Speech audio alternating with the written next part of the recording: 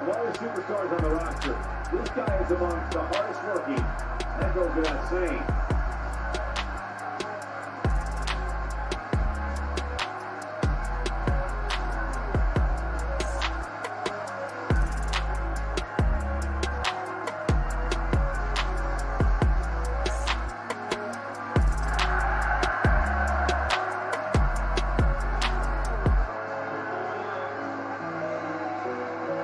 Definitely shout out to Don Chaos. We know you got our back, and we got your back too, man. Denver, Colorado all day, brother. We're definitely going to hook up with you.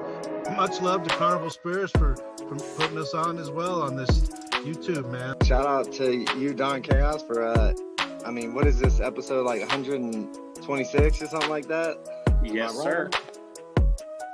You've been putting in work, bro. Respect. Y'all doing some shit for the community and the fam out there. Appreciate it. So just keep doing what y'all doing, you know what I mean? Congrats to Don Chaos for 1,000 subscribers. Whoop, whoop. Keep it going, man. Congratulations, Don Chaos. Yes, keep it going, man.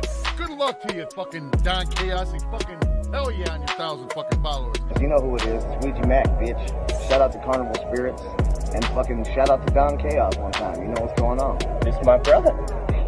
Everyone, Don Chaos and Brother Lynch Hung here. Yeah, and Carnival Spirits, what's up, man? Don Chaos, what's up? It's your boy Brother Lynch Hung. We out here tonight. Listen. Fuego Flays and my nigga Don Chaos. What's going on, B? It's my brother right here, my boy. Excuse the left, excuse the left. Yo, what up, y'all? This is Don Chaos, and I'm with a very legendary man. Go ahead and introduce yourself. Hey, Sean. Yeah, we at the gathering, y'all.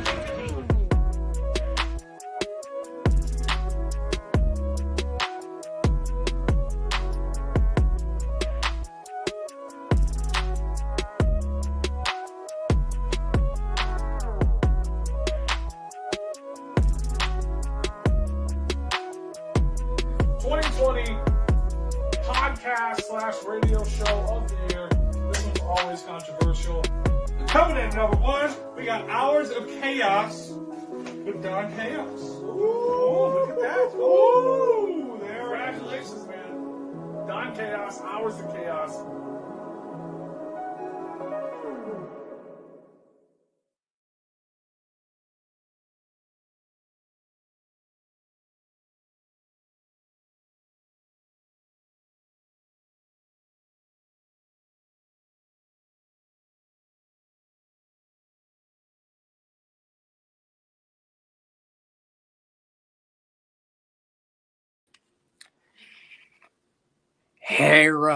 Hey yo, what is good, everyone?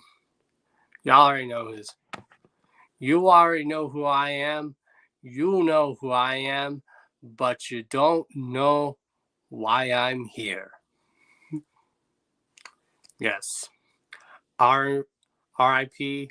to one of my all-time favorite wrestlers growing up as a child, the legendary Scott Hall, Razor Ramon, the bad guy.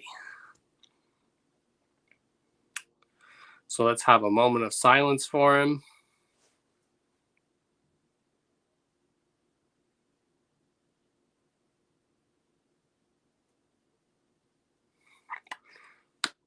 So it's good, everyone.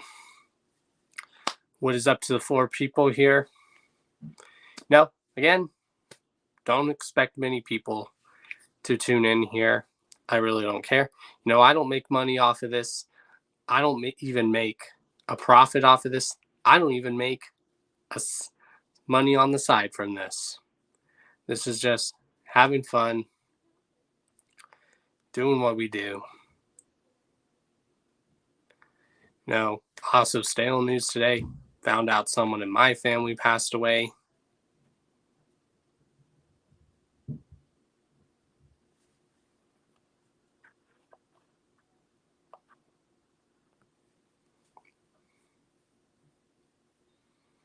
Yes, he was.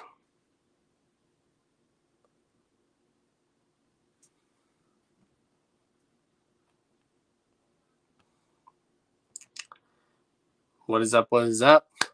So yeah, of course, tonight we are going to be joined by the fellow cult leader himself, the one and only Damien Quinn. So yeah, make sure you guys are sharing this everywhere. Make sure you're sharing this all over social media or servers. Let everyone know that we are live and direct. But yes, I'm definitely gonna miss Scott Hall. You know, he debuted in WWE in 1992. And then the year after that was the year I immediately got into wrestling, was 93. And I remember Scott Hall was one of those wrestlers that when I started watching wrestling in 1993, I was about 3 years old.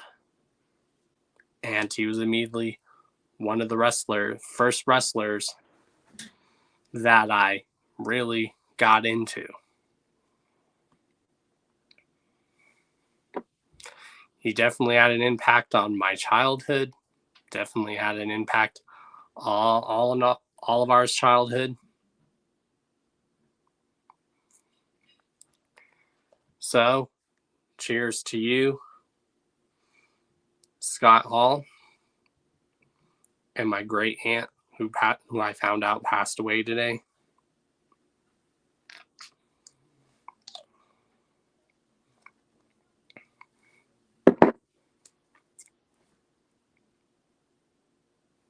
So yeah, we're going to be joined by Damien Quinn. You know, he's going to talk about his album, which came out last year, you know, The Great Red Dragon, which is up right now, actually, for the Replicon Radio Award for Underground Album of the Year. So make sure you go vote for that. Make sure you go vote for all the categories on Replicon. Don't just vote for certain categories, vote in every category. There's a lot of good nominations. You know, Lakeland is in the category for Artist, Graphic Designer of the Year. So make sure you go vote for Lakeland for that, because, you know, Lakeland has done artwork for numerous people. So go vote for Lakeland for Artist, Graphic Designer of the Year. You know, there's a lot of categories for Album of the Year. There's a lot of great nominations for Underground Album of the Year. Again, Damien Quinn's The Great Red Dragon is up for a nomination. And then go vote for the Beastmaster Show for Podcast Radio Show of the Year.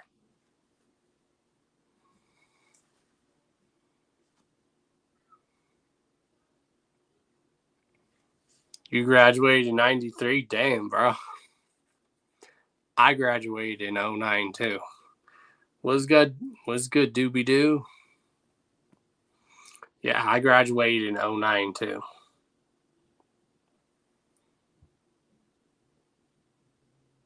Yes, he was. So yeah, make sure you guys are sharing this everywhere. Let everyone know we're live on direct. But let's now start with some topics of the night. Of course, you know, sad stale news. Scott Hall, one of my all-time favorite wrestlers growing up, passed away. You know, member of the Clique,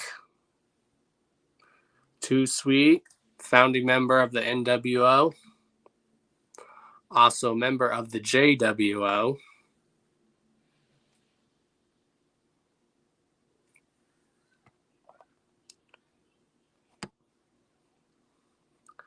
Again, I don't expect a lot of people to tune in. I just don't.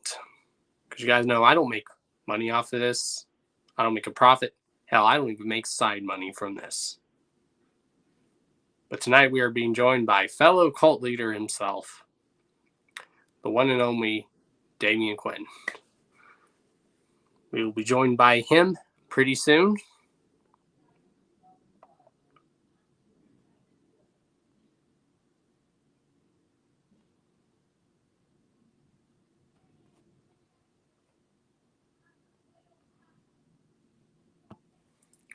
Let's do a little friendly reminder for you guys. Of course, a little friendly reminder, the Shock and Rock music festival is going down. So if anyone's going to be going there, hell yeah.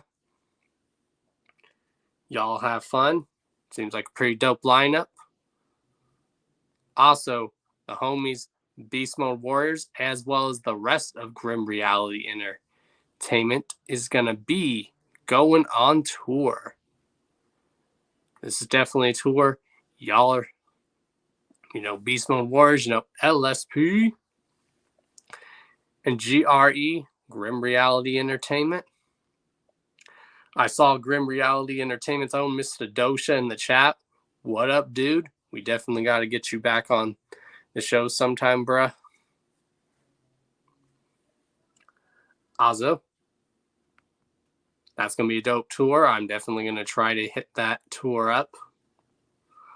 Also, Light's newest album, Metamorphosis, is out right now. It came out last week, and I've been bumping it for quite a few days, and it's really good. It's definitely up there with one of my favorite albums to come out this year.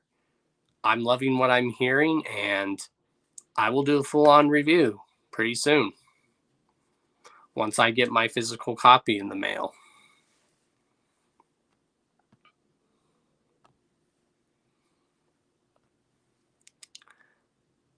Also, March 12th. Oh, that already happened. Hell yeah. The homegirl, Lady Truth, was performing. We've had her on the show. What else do we got going on? We have Ouija Max, Fallen Angelic, the mixtape, which is up for pre-order. Ouija posted on social media saying that this is probably his darkest, wickedest shit he's ever recorded. So, of course, you guys know, full review of that when it comes out. Get your pre-orders in. Also, Tech9 is also going on tour for the Asinine Tour, which who else is going to be on this tour?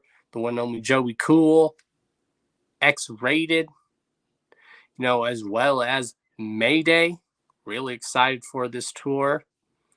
And the homies Wicked Wood are actually opening up on one of the spots on this tour, which is dope. Wicked Wood, Lakeland's done artwork for them on one of the stops for this Tech9 tour. They are actually opening up. So that is dope. And isn't it funny? I said when I interviewed Wicked Wood, I said, you guys need to get a spot where you guys open up for Tech9. And guess what? They're doing it. Also going down the 18th, y'all, of this week is the Crustcast Presents, an official Wicked Threads event featuring the likes and performances by Cody Manson, Wicked Wood, Michael Lawless, Smokey the Bear, HB the Grizzly, Homie Two Boots, and Worm, hosted by the amazing Jekyll Sisters.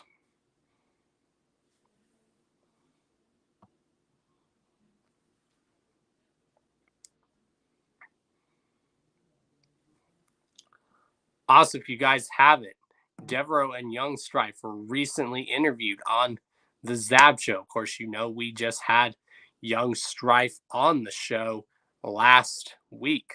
But go check out the Zab Show. Shout outs to the Zab Show. Again, recently had Young Strife and Devereaux on the show. Also, MC Chris, the pioneer of nerdcore rap. MC Chris is going on a tour titled The Last Tour. So does this mean he is retiring? MC Chris is retiring? Or is he just no longer going to tour anymore? That's the question.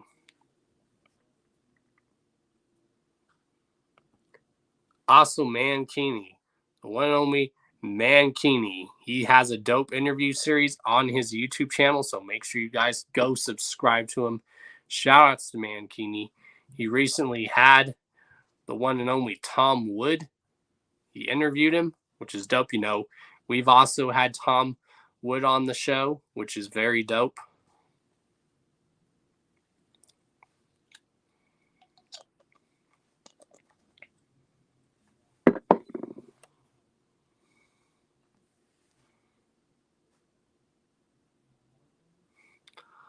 Also going pretty soon performing is the one and only Lil Easy. And it's a little mini tour. It's a New England mini tour starting in May. It's called, and it's actually going to be Lethal Weekend. So Lil Easy is going to be performing at Lethal Weekend again. Next Friday, we're definitely going to talk to Damien on it when we bring him on, but he's actually going to be performing at the Scum Dying World Chronicles Black Souls release party. So anyone in the Denver area, or even if you're coming from out of state, come hit up the show. Come say what up to your boy. Let's kick it. Let's get live to good music. Let's have some drinks. And yeah.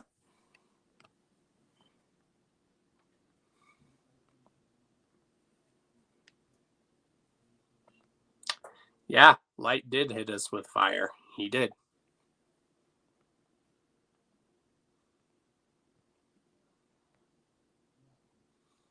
I really enjoyed that new Light album. Full-on review coming soon. Well, the only reason Psychopathic Monstar might feel a little to some people, because Psychopathic Monstar wasn't even a full-length album. It was just an EP. This is a full-length album from Light. Again, full review for that coming soon on the channel. Again, we are live everywhere. We are live here on YouTube, Dawn Chaos on YouTube, as well as Carnival Spirits on YouTube, Carnival Spirits on Facebook, Carnival Spirits on Twitch, as well as Dawn Chaos on Twitch, as well as Dawn Chaos on Facebook.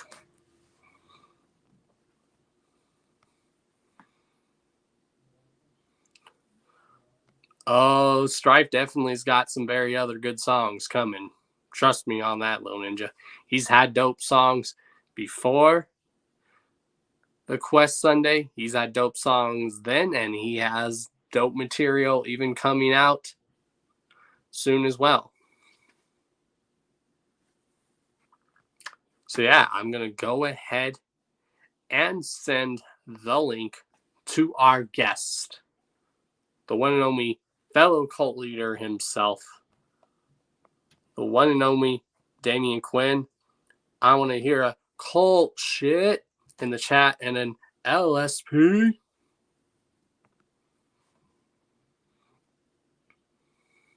So I'm going to go and send the link to our guest.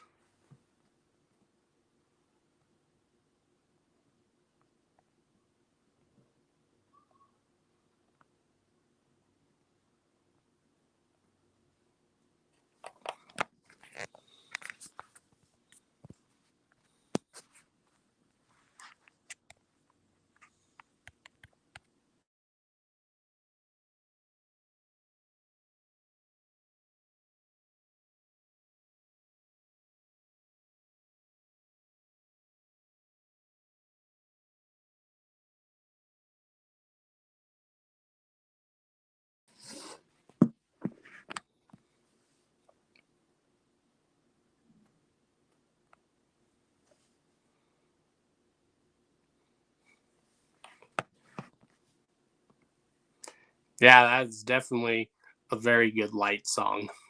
Lakeland, I do agree. That is a very good song. The music video is dope. One of my other favorite Light songs is On My Way. That's a very good song. And Shut 'Em Down. That's a good song.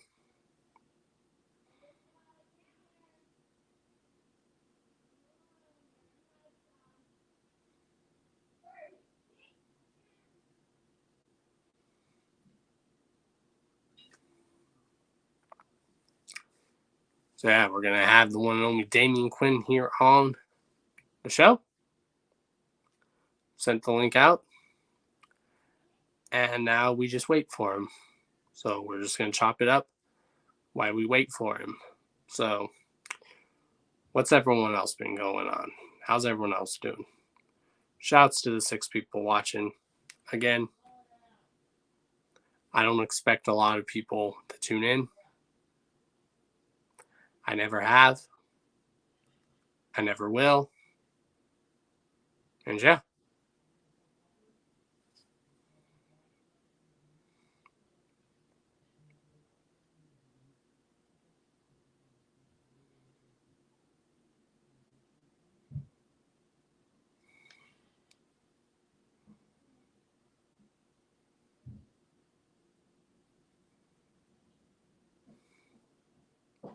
I still have plans to do a live stream where it's an LSP live stream where it's an all LSP stream. And we just talk about the anniversary of LSP. And we have artists that have been on the label, past, present. And I think that'd be a good stream to celebrate, LSP. I know they wanted to do a tour for that. But I think it'd be cool to do a live stream as well. I don't know about y'all. I think that'd be dope. Because, LSP's been in the game for 22 years now, y'all. 22 years. That is insane.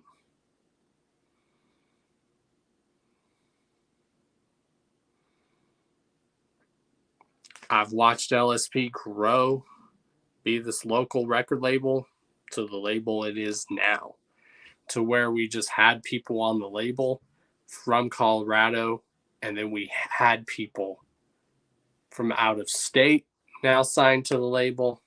So it's dope. And there's definitely a lot of good, successful labels, in Colorado. And I think Denver is one of those very good based Denver, Colorado labels.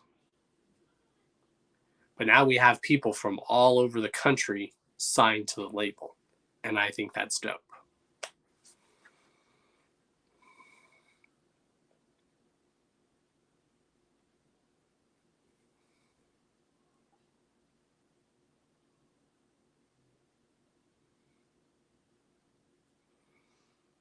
Of course, if you guys haven't, make sure you go listen to that Damien Quinn solo album, The Great Red Dragon, as well as Damien Quinn's other work, as well as his work with Dark Half.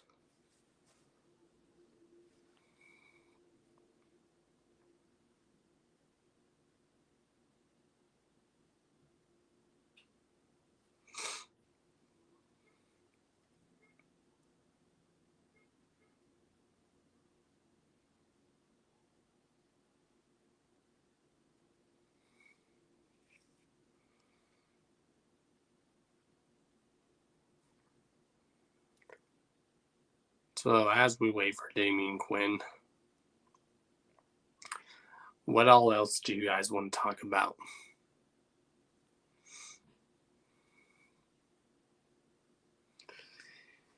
Coming up also is coming up next month is actually the 5-year anniversary of the Hours of Chaos podcast.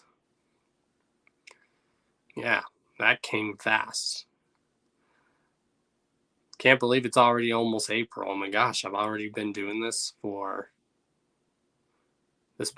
for 5 years already. Feels like it was just only 4 years that I've been doing it. Now it's 5.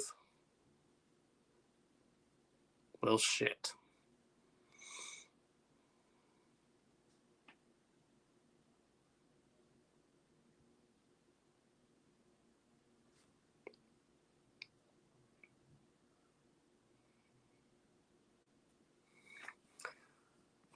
Is the chat being slow on my end, or is there just dead air in the chat right now?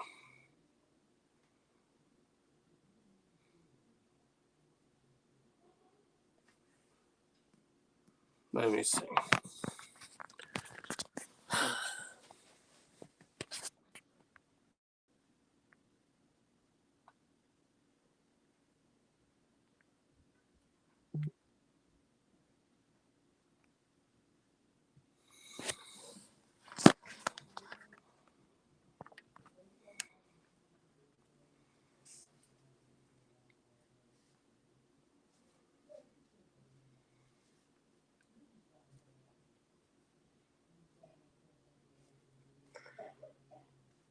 So how's daylight savings time affecting some of y'all? I know with me, it really messes with me like the first maybe week or a few weeks, and then it gets back to normal. But I like daylight savings time when it's like this, when it's still light out, because usually by then it's like dark.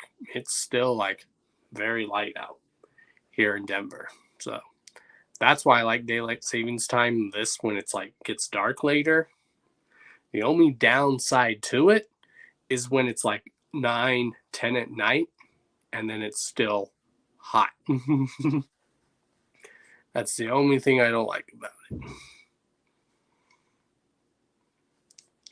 I don't mind when it's warm, like in the 70s, but anything above the 70s or 80s is too hot for me.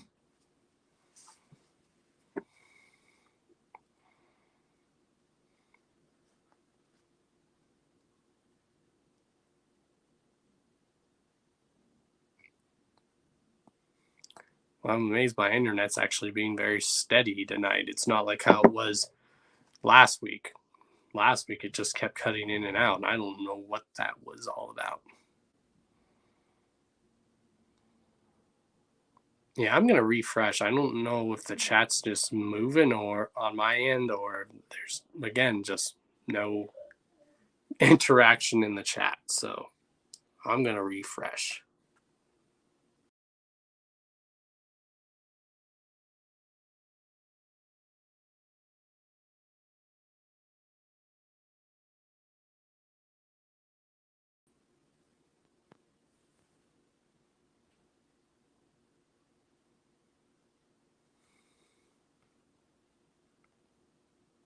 Okay, of course, the chat was... I have to refresh my stuff just to see the chat. Gosh.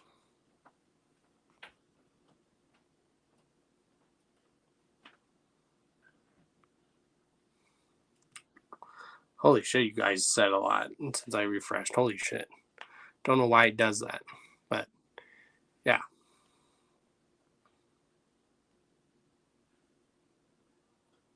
Oh, yeah. Well, I have been talking too light about getting on here, I'll tell you that. What is up, Trailer Park Cinderella? What's good, man?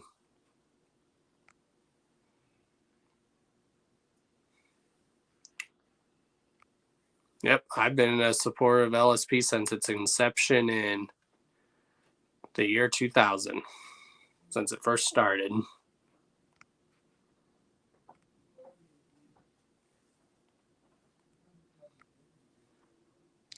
Oh, yeah?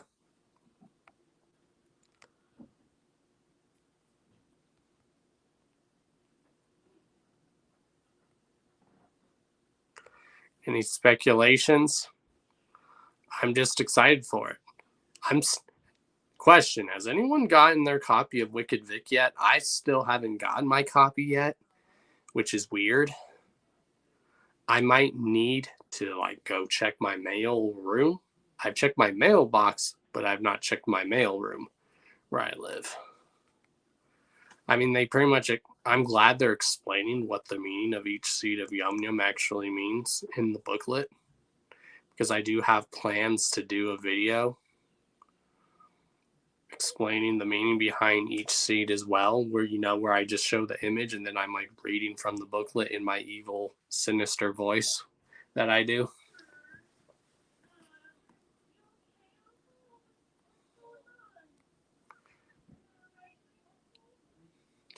Yeah, why do you hate daylight scenes?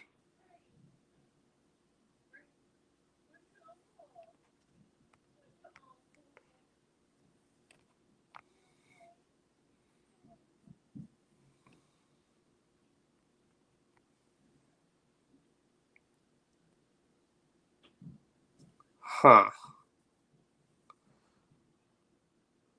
What's good, everyone? You've heard many of y'all that have checked my videos when I'm reading the story of the Joker cards, y'all have heard my sinister voice. I talk in this evil, carny voice like that. That's what I do Frankie, I read the meaning of stories of the Joker cards in this very evil yet sinister manner.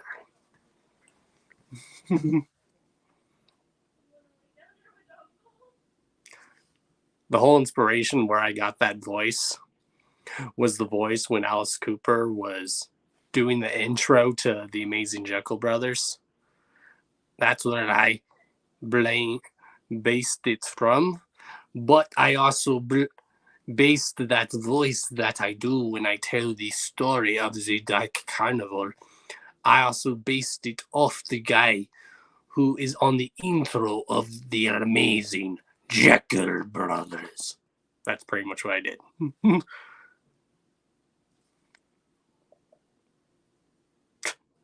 You're terrified. Okay, it's not that terrifying now. Yeah, I just sent the link to Damien. Now we just wait. We're just going to chop it up and wait for him. Saw the message that he saw it. Now we're just waiting for him.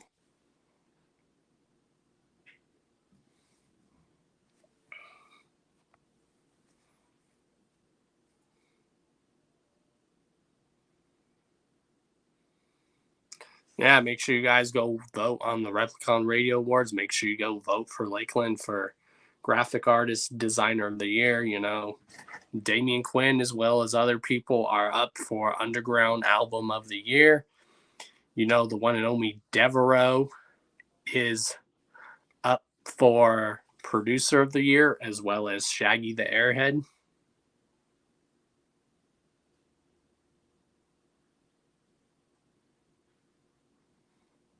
Graveyard Blues, yeah. Definitely a classic album. I do agree. Frankie, Graveyard Blues is a very good Dark Half album. That's actually one of my top LSP albums of all time. That's something I need to do, but it's going to be hard, is like ranking my top LSP albums of all time. That's going to be very hard to do.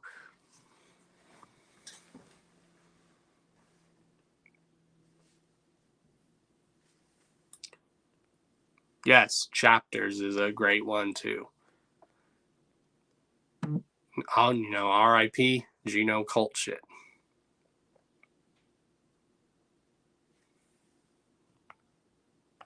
Okay. It's not really that scary, guys.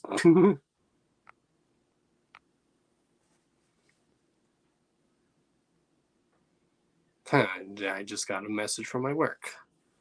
Okay.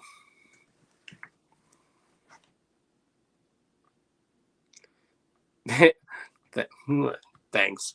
I don't think it's that good though, but thanks, Cycling.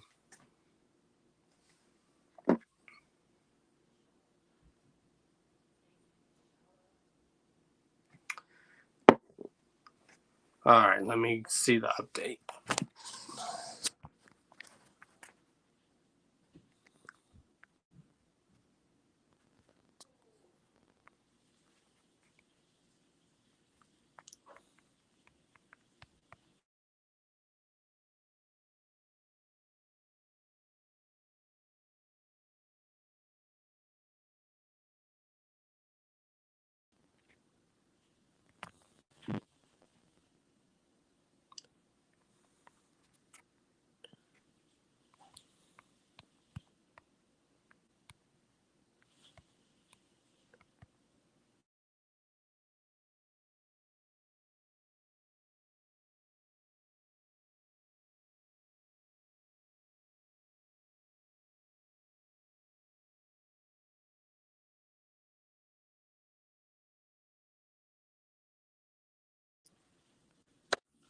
There we go. Speak of it. Here we go. All right, y'all. Everyone, please welcome from Wisconsin, the Leatherface of Wisconsin, the fellow cult leader himself. I could be only talking about Damien Quinn. Yo, what's going on, man? Just woke up from my nap. Some about Slim Jesus likes to take naps or something before he does stuff. Yeah. Hell yeah. How you doing, man? All right. I was expecting you to come on and do your Scott Hall impersonation. We go, hey, yo. Right. Right.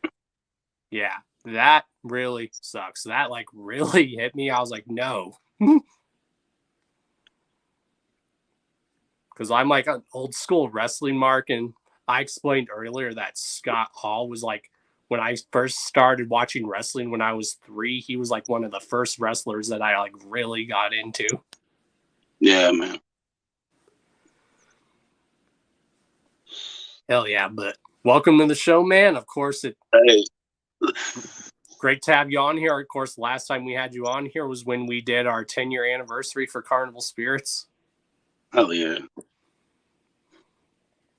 And yeah, you've been a very busy man since then. Oh yeah, man. Just been recording, you know, doing various projects and whatnot. You know what I'm saying? Hell yeah. Of course, last year you dropped this masterpiece right here.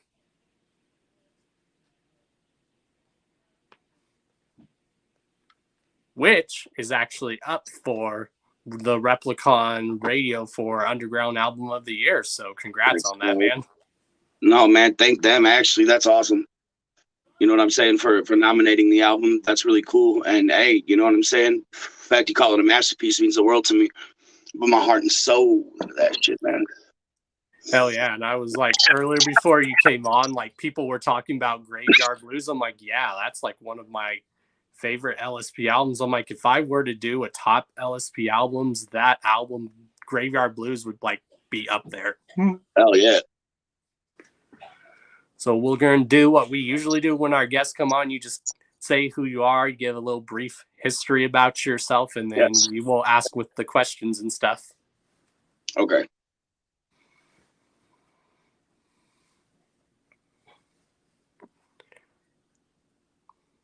Like where you're from, like you'd say, like when you started music and whatnot. Oh, like where I'm from, like, okay. I'm actually from Kenosha, Wisconsin, even though I say I'm billed from Plainfield, Wisconsin. Mm-hmm. You know what I'm saying? Because I think I'm a professional wrestler. I wanted to be as a like child or whatever, you know? Mm-hmm. So, yeah, because I call myself Ed Gein, the Leatherface of Wisconsin. So I say I'm from Plainfield, Wisconsin, but I'm actually from Kenosha, Wisconsin. That's where I lived my whole life. Hell yeah. And when did you actually decide that you wanted to start like making music? Like if you can remember, how old were you when you wrote your like first song? I don't know, like 13 or so, some shit like that. Hell yeah. And what was probably, if you can remember, like song wise, like everyone remembers that sometimes that first song that got them into music, maybe it was something their parents listened to, but what's a song, if you can remember, that like got you into music, that like grabbed your attention? It got me into music, or they got me into like making hip hop music. You could say that too. Like, what was the first rap song you heard growing up that got you into hip hop? Honestly, fuck, that's hard. You know, I know it got me into horrorcore music, you know, because Definitely horrorcore, show that means everything to me, you know. And that'd have been Halls of Illusions by the Insane Clown Posse. I mean, you know what I'm saying? Before that, I couldn't really tell you, honestly, because like it didn't seem like music meant anything to me until I heard Halls of Illusions by the Insane Clown Posse. Hell yeah, that classic song. And then with Slash playing that classic guitar riff. Oh, yeah, man. That's just one thing I wish they could have did back then. I know they tried to get Slash in the music video on there. How dope would that have been to see? Right, exactly, man.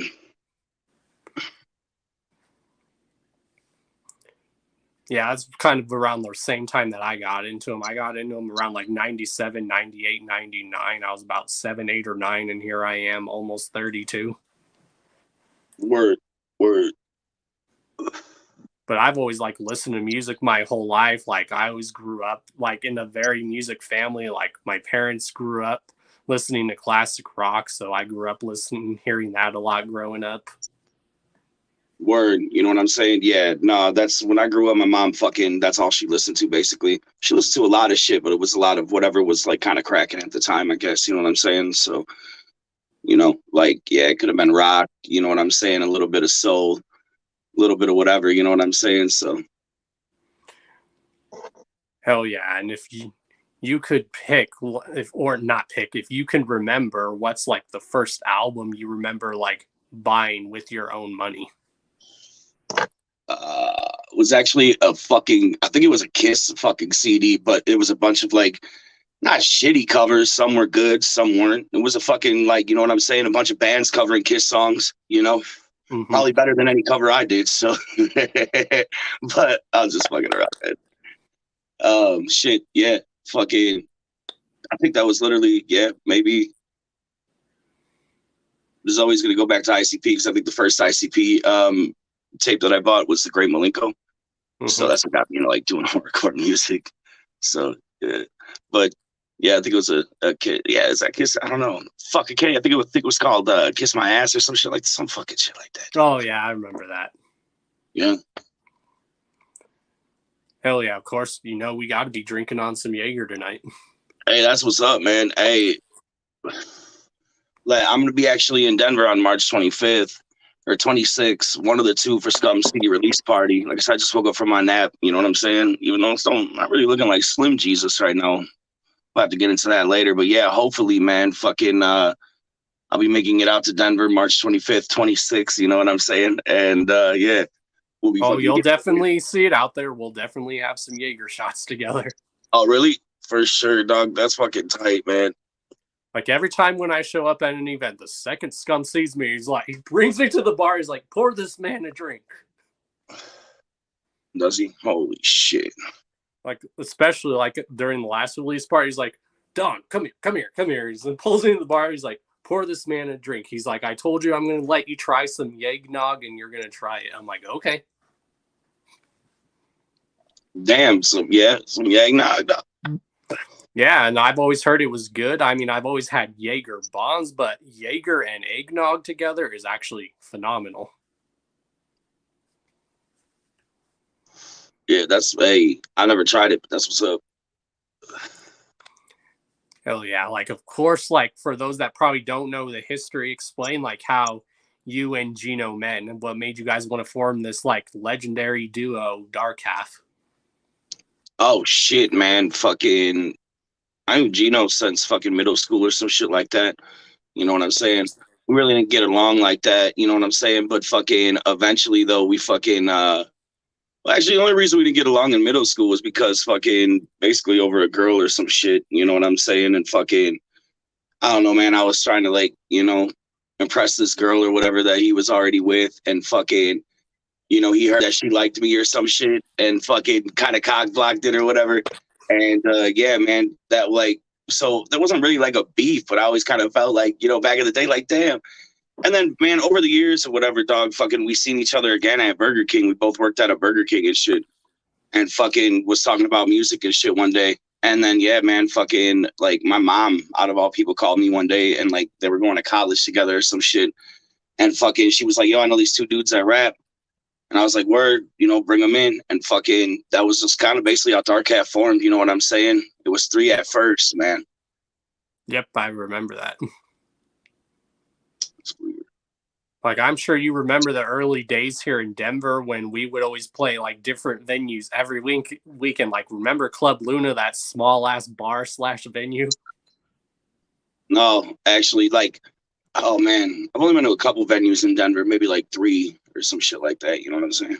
Yeah, the Club Luna was like one of those ones where it was a bar/venue. And then like when you would enter, there'd be like a bunch of pool tables and shit.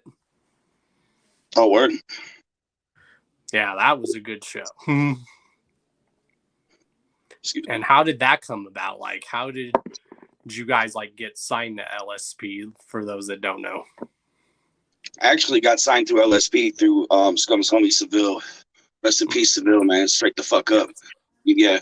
And fucking, yeah, man. You know what I'm saying? Like, one day, dude, he was thinking about starting a sub label to LSP called LSP Midwest. Hit me up. I was like, fuck yeah. You know what I'm saying? Let's get it in. And yeah, man, unfortunately, he never came through with the contract because he passed away. And yeah, that shit was fucking sad, man. I didn't talk to Scum for a minute. Eventually, Scum hit me back. By that time, you know what I'm saying? Dark Half was already formed and shit. And that's basically kind of how Dark Half got on the LSP, you know? I mean, it's fucked up, man. But, you know, unfortunately, like life, death, life, this is the way it is, man. You know what I'm saying? You know? I definitely wish Seville could have seen what Dark Half became. I'll tell you that. Because even if he didn't know what Dark Half was gonna, like, you know what I'm saying, or anything like that, man, fucking, I really wish he fucking could have been there through it all, you know. So. Oh yeah, and I think he would even be proud to see where LSP is even now, like the powerhouse that it's become. Oh yeah, dude, 110%, bro. You know what I'm saying? I was like, I've been there since the beginning, since 2000. I've watched it grow from this little local label to the label it is today. And I remember when we started first signing people like from out of state, and I believe you guys were the first act signed from outside of Denver, if I remember correctly. Yeah, actually, I think so. You know what I'm saying? So fucking yeah. So how is the actual music scene like in your area? Like I know like the wicked shit and horrorcore scene in like Wisconsin is like very like heavily strong. Yeah, you know, I mean, like, just like everything, man. You know what I'm saying? I don't know if you want to blame it on the pandemic or fucking what it might be, man, but it seems like everything's kind of like slowed down a little bit. You know what I'm saying? But I mean, hey, you know, there's still somewhat of a scene here that the shows aren't really happening like they should be. You know what I'm saying? But hey, hopefully we can get it fucking popping. You know what I'm saying? Oh yeah, like whenever people ask me who are some of like my favorite top duos in the underground, you and Gino always like come up on that list. Thank you, man. Like your guys' music. You dig with Dark Half, or you fuck with Dark Half? You dig with Dark Half, dog? I love Dark Half. Like your guys' music got me like through so many dark shit in my life, especially through my high school years. Like holy shit. Like when I was just having a rough day, I would be in school, or when I got home from school, I just put on a Dark Half album and everything would just go away. Oops, man. You know what, dog? My bad, and thank you for that. You know what I'm saying, bro? Straight the fuck up, because it means the world to me. You know what I'm saying? Anything that I've been a part of musically or anything, you know, I know, you know, you said Dark Half. I'm not trying to make it about myself here, but anything that I've been a part of musically, I don't take as a joke, bro. You know what I'm saying? Like that shit, yeah, it means the fucking world to me, dog, straight up. So you even saying that, man, thank you. You know what I'm saying? Any project or anything, just to hear that, that's fucking dope, dog, for sure. Oh, yeah. And that's one thing we always bring up, too, that Gino, like, had that unique voice to when you would hear it, you would know it was him. 110%, man. Excuse me. And I remember watching old interviews with you guys. He's like, you know, I never came from a rap background. I was more... He's like, Damien's more of the hip hop guy. I'm more like the rock kid here. Oh, word. Yeah, man, that's kind of what it was, man. You know what I'm saying?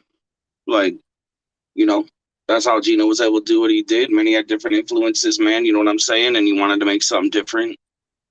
And that's why he fucking stuck around and did this horrorcore shit, bro. You know what I'm saying? Eventually, the whole culture aspect came from the fact of, like, I kind of felt like fucking, and it's not obviously what I felt like back up, you know what I'm saying? Fat Jesus just woke up from his nap or whatever. I fucking, you know what I'm saying, dog? Kind of felt the same way that Gino felt, in the sense of like, we didn't have anywhere to fit in. You know what I'm saying? And even sometimes I felt like Juggalos weren't really fucking with us. You know, even the Juggalos fucked with us the most out of anybody. You know, it was just like, sometimes it was really hard to fit in and shit, you know? So it was like, eventually that's where the whole cult shit thing came from, you know what I'm saying? But at the same time, it was always horrorcore music. You know what I'm saying? Like it never changed, you know? It was just maybe, hey, let's try to do something else.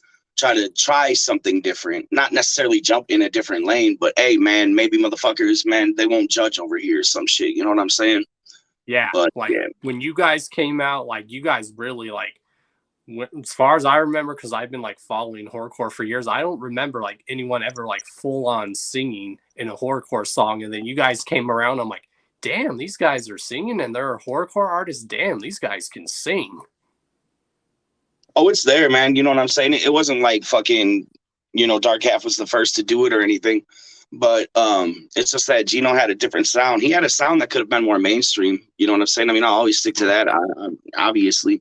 You know what I'm saying? The way he sang and shit, dog, was fucking, it didn't sound like he was just like a creepy serial killer in the basement. That's not like the only thing I can reference to horrorcore music to or something, but, or just like, what horrorcore might be. It's just not hip hop, right?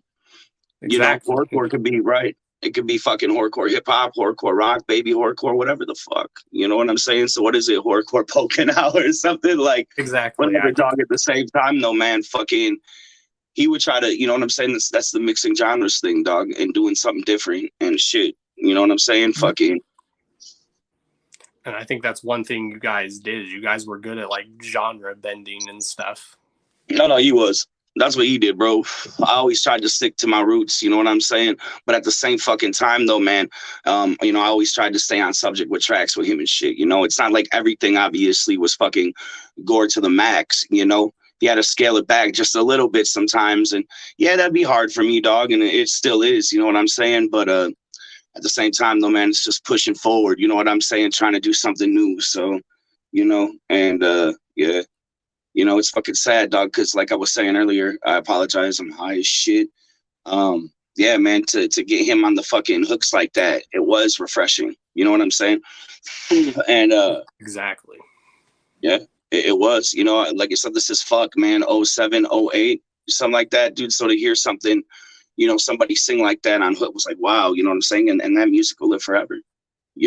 I mean, whatever, if it's Graveyard Blues chapters, whatever you listen to, man, I mean, that's history, baby, Yeah, and I remember when you guys first came out, like when you guys were like wearing the contacts and then you would like wear like the bloody faces with the razors. That was crazy. I was like, that's new. Never seen that before. That's awesome.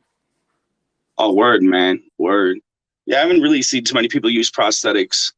But then again, though, you know what I'm saying? Like, maybe just not in horrorcore. I don't know, man. If you use like a lot of prosthetics and shit, fucking, you know what I'm saying? It'll just fall off, and it's hard to maintain, bro. You know what I'm saying? But and we got a question in the chat earlier. Someone wanted to know who came up with the name Dark Half. Stephen King. There y'all go. And I know you guys, you're very big into Stephen King. Of course, I am as well. Oh yeah, man. I only read a couple books when I was locked up in fucking Ethan Allen School for Boys. You know what I'm saying? Fucking, it's a fucking like, what do they call that shit? Like a reform school for boys or some shit like that. You know what I'm saying? And yeah, dog, all I did was just fucking read basically. And yeah, man, you know what I'm saying? Dark Half and the Red Dragon really fucking, really like touched me. You know what I'm saying? In different ways. So yeah, man, like that's, I always kind of knew, hey man, I want to do something with these fucking titles, you know what I'm saying? Like, reading the fucking stories, catching inspiration from them and shit, you know what I'm saying? I was like, man, musically I want to do something with this shit, so, and eventually, hey, look what Dark Half became, dog. That's awesome, you know what I'm saying? So fucking the Great Red Dragon, I love how it, hey, you know what I'm saying, dude? I love how it fucking turned out. I'm here doing an interview with you, dog, and that shit means the world to me, man. It's the world. Hell yeah. And it was cool that you were able to get production on there from like Devereaux. And everyone knows lately Devereaux's been like one of the hottest producers out there right now. Goddamn right. Like every time he just does something, I'm like, God damn, Devereaux. I'm like, damn, bro. Yeah, dog. Devereaux's a fucking man, bro. Straight up. You know what I'm saying? Like, originally on the Great Red Dragon, we were supposed to do it just me and Devereaux. I kind of hopped around with different producers and shit, you know what I'm saying? But I hope eventually, though, that fucking we'll be able to make an album, you know what I'm saying, front to back, seriously.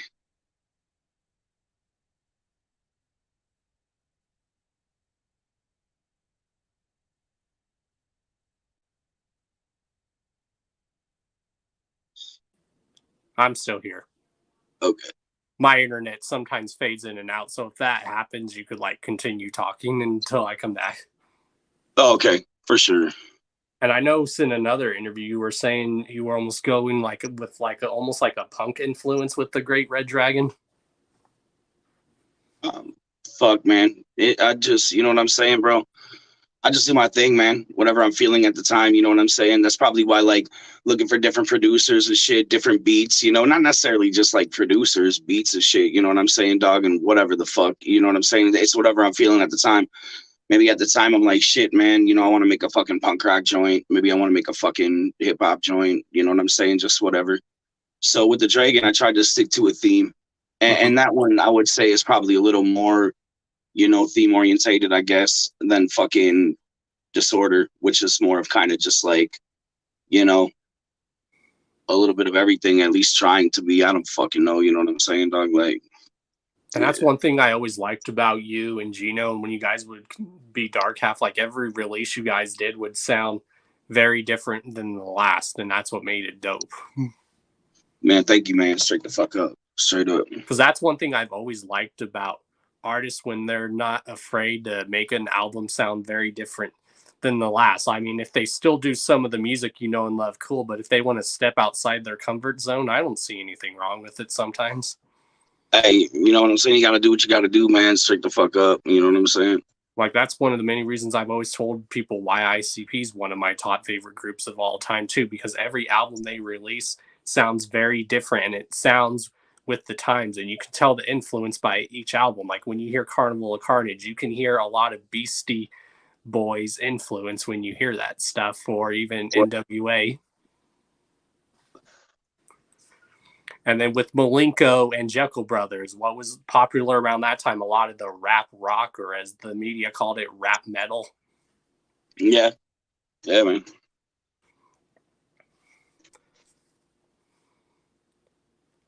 So what's probably the funniest, like, stories you have, or greatest memories that you hold dear, like recording or doing a show or a tour?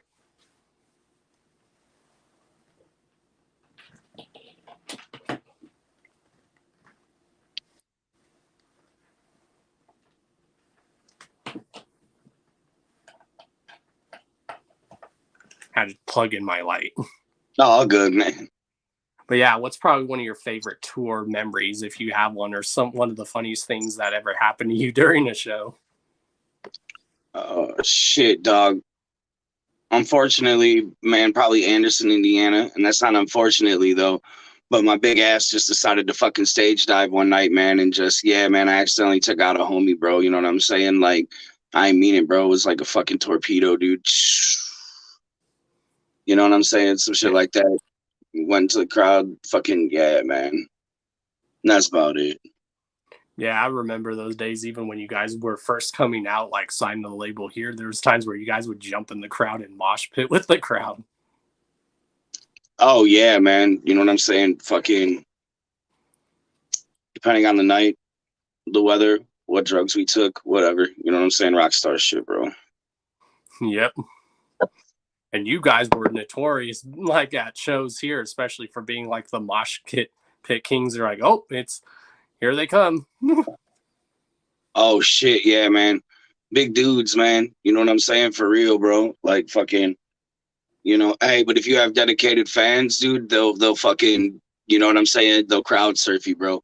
Don't just try to just fucking torpedo into the crowd if you're a big motherfucker, dog, because, hey, everybody might move. You might crack your fucking face. You know what I'm saying, dog? So is there a weight limit on, like, stage diving? Probably should be. I don't fucking know. You know, as a motherfucker high on fucking life, dude, and decides to fucking jump off the stage at fucking 350 pounds. Hey, hopefully some people will fucking try to catch him, but hey, what's going to happen, though? Probably land on his fucking face. Oh, yeah. What was the inspiration? Like, you and then Gino came up with your own, like, little, like, annual event that you guys would do, Bury the Living, where you guys would always have, like, these big name acts performing. How'd that come about? Yeah, man, fucking dog. Bury the Living started back in like 06 and shit. You know what I'm saying? And we've kept this strong ever since then. You know what I'm saying? So fucking, yeah, dog. You know, just fucking really started believing in myself, started hustling and shit.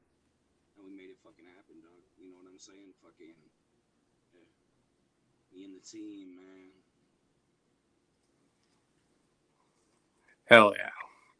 And who is probably, like, someone in the underground that you, like, haven't worked with that you, like, is like that you're like eyeing that you're like, I gotta try to work with this person at some point or another? In the underground, like what right now? Yeah. Shit, dog. The homie Worm. You know what I'm saying? Fucking Oh yeah. Darby O'Trill. You know what I'm saying? I mean, Darby O'Trill's LSP, but I would like to do a lot more fucking work with him. You know what I'm saying? Shit. Yeah, I was like talking on a stream earlier. Yeah. I was talking on a stream earlier, and I was like, Darby, for some reason, I can picture you and Damien doing a duo group project together. Word, dude. Yeah, that would be the shit, man. You know what I'm saying? Because I just think your guys' flow would just like match perfectly because you guys have your own sound, and I always think that's always mashes well together. Hell yeah, man. Hell yeah. That would be dope, dog. You know what I'm saying? I mean, fucking, like I said, we did a collab actually for Darby O'Trill's album, fucking Gully. You know what I'm saying? So fucking, that shit's dope. I actually really, really fucking like that track a lot, man. And yeah, like I said, hopefully we can do something more with Darby O'Trill, and you know. And that's one thing that always made your guys' like set unique. Is I remember you guys always used to do like theatrics. I remember you guys would like have a thing of like Kool-Aid like on the stage and shit. What? Like when you got way back when you guys came out, you would like do like this whole cult type thing with your set. Like sometimes you'd have a Kool-Aid stand on the stage. Oh yeah, man. You know what I'm saying, dog? Cult activity, brother, all day, 110%, dog. And how did that actually come about, that side project? Cult activity? Yeah. Actually, it came about, once again, unfortunately, it sucks, man. You know what I'm saying? It sucks to always have to be like that, bro. But you know what, man? It's like, hey, you got to learn, you know what I'm saying? And like just moving forward and shit, dog. And the thing is after fucking Gino passed away, we kind of were like, we didn't really know what to do, you know what I'm saying? And fucking Ghost told me that him and Gino would be at his crib and shit and talking about making a cult activity mixtape for everybody that's down with this shit, you know what I'm saying? And fucking Gino was also making a project with Ruckus at the same time called the Modern Day Manson Family. And yeah, after he passed, we were like, well, you know, what are we gonna do? And we decided to use Cult Activity as the group name. And Modern Day Manson Family was going to be our first, like, I think it was going to be our first LP maybe, because the first one was supposed to be an EP, but it turned into an LP. Who fucking knows, man? You know what I'm saying? Like, that was a little bit ago. That the Cult Activity time was all fucking kind of foggy to me, you know what I'm saying? So fucking, yeah, man, like, shit, dude. Hell yeah. What were we talking about again? I apologize. Oh, just Cult Activity, how that came about. Oh yeah, man. And fucking so yeah, you know what I'm saying? We decided to do the fucking first LP, and Modern Day Manson Family was gonna be the second one. And hey, it's still fucking coming, man. It's still on the way, you know what I'm saying? Oh yeah, we got a question in the chat. We're saying, when can we expect some new lobotomy? Some new lobotomy? Oh, you have to ask Scum about that. There you go, Cali Green. There's your question. that's all on the homie Scum, you know what I'm saying, dog? Fucking yeah, as far as right now, I'm working on fucking hopefully gonna start working on this Cult Activity project, and then the new one is gonna be an EP that won't be the Modern Day Manson Family, because that's gonna be an album. But yeah, fucking whatever this EP will be, and then fucking working on some group projects and shit that unfortunately isn't lobotomy, you know what I'm saying? But hey, when Scum gives me the word, dog, it is what it is, bro. So yeah, maybe we could ask him more about it and joke with him at the release party. Yeah, man, all day. Just ask, we'll both go up to him and go, Scum, they want lobotomy now. Right, exactly. Hell yeah. And I know you said you're really like trying to put together, like, because you want to make sure it's like perfect, like when the time is right to release that last Dark Half album. Hell yeah, man. You know what I'm saying? I mean, hopefully soon, dog. You know, I said fucking what? I couldn't even tell you all the years that I said, you know what I'm saying, for the fucking album to come out or whatever. But yeah, man, hopefully soon, dog, you know? Yeah, because a lot of people don't know. Gino recorded a lot of music. Hey, man, yeah. Like, he did so many verses that now are still coming out. I'm like, damn, he did record a lot of stuff. Fuck yeah.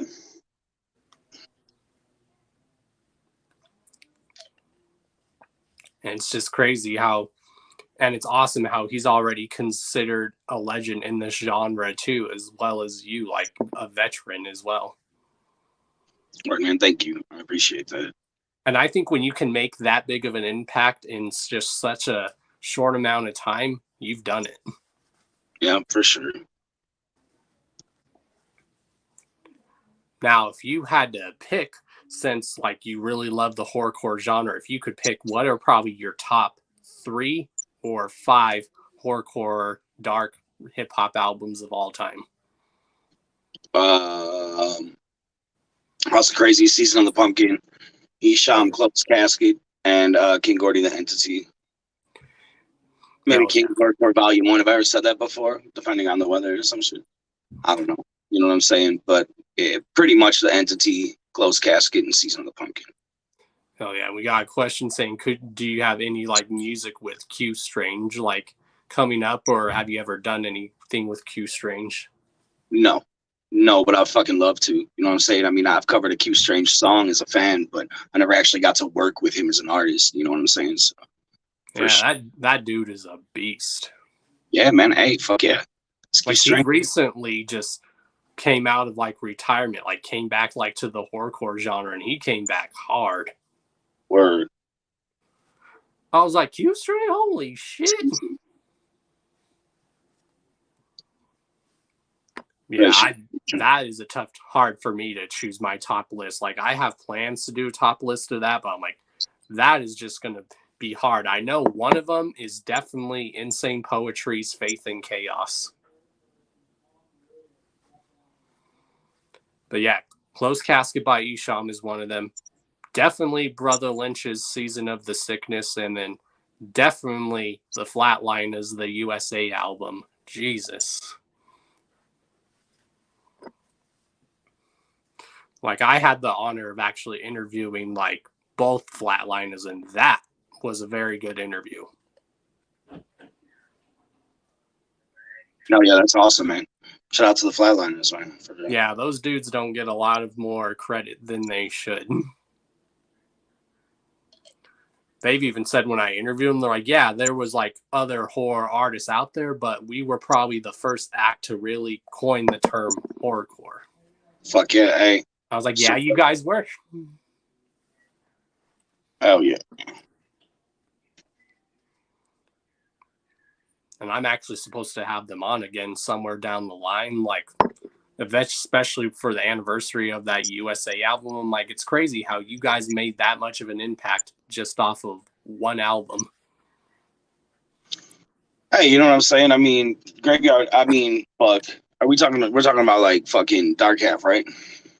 Yeah, but we were also saying how like Flatliners, how they like made a name for themselves just off of one album at the time, and that was their USA album. Word. Yeah, you guys definitely made a name for yourself too. Like everyone loved Chapters, but I think when you guys really started gaining more people's attention was with Graveyard Blues. Like I would show that album to people that didn't know nothing about the genre, and they'd be like, I love this stuff. Word, dude. Oh yeah, man. Thank you. You know, Graveyard Blues, I kind of feel is what really cemented Dark Half's, legacy, so far, man. I mean, we still have a whole other fucking album. You know what I'm saying? So, I mean, of course, it's going to be a matter of opinion, but hey, at the same time, though, man, you know what I'm saying? You still get to hear Gino's last words, you know what I'm saying? So it's like, that's fucking dope, dog, for real.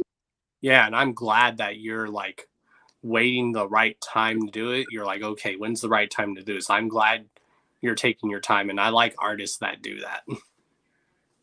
Word, man. Hey, man. You know what I'm saying? It was just, when's the right time, bro? When is the right time? You know what I'm saying? Shut the fuck up. Mm-hmm. And is there like anywhere else like you would like to like, where do you hope to like to see your music like maybe 5 years from now? Because you've pretty much been in the game for quite a few years. What I like to see my music 5 years from now? Yeah, like, where do you hope it still is by now? Hey, You know what I'm saying, dog? Fucking, who knows, right? You know, what's going on in your life right now? And can you really fucking sit back and be like, damn, 5 years from now, what do you see yourself as? You know what I'm saying? Fucking, hopefully cult activity is fucking popping and shit. You know what I'm saying? And fucking, yeah, that's it. Oh, I definitely know everyone wants to see that. Like someone in the chat said, I would love to own Graveyard Blues on vinyl. Dude, that would be dope. Just like with a blue vinyl, imagine that shit. Oh yeah, that'd be sick. I think everyone's now starting to tell Scum, hey, we need some LSP albums on vinyl. I'm like, I do agree. Oh yeah, man. You know what I'm saying? Fucking, I haven't really looked into it too much. Apparently, I was told though that fucking, you know, vinyl is fucking expensive as shit to press. It is. So, I found that out too. So you know what I'm saying? Maybe that's why there hasn't been too many, but yeah. Hell, even on cassette, I think would be dope with a little blue cassette tape.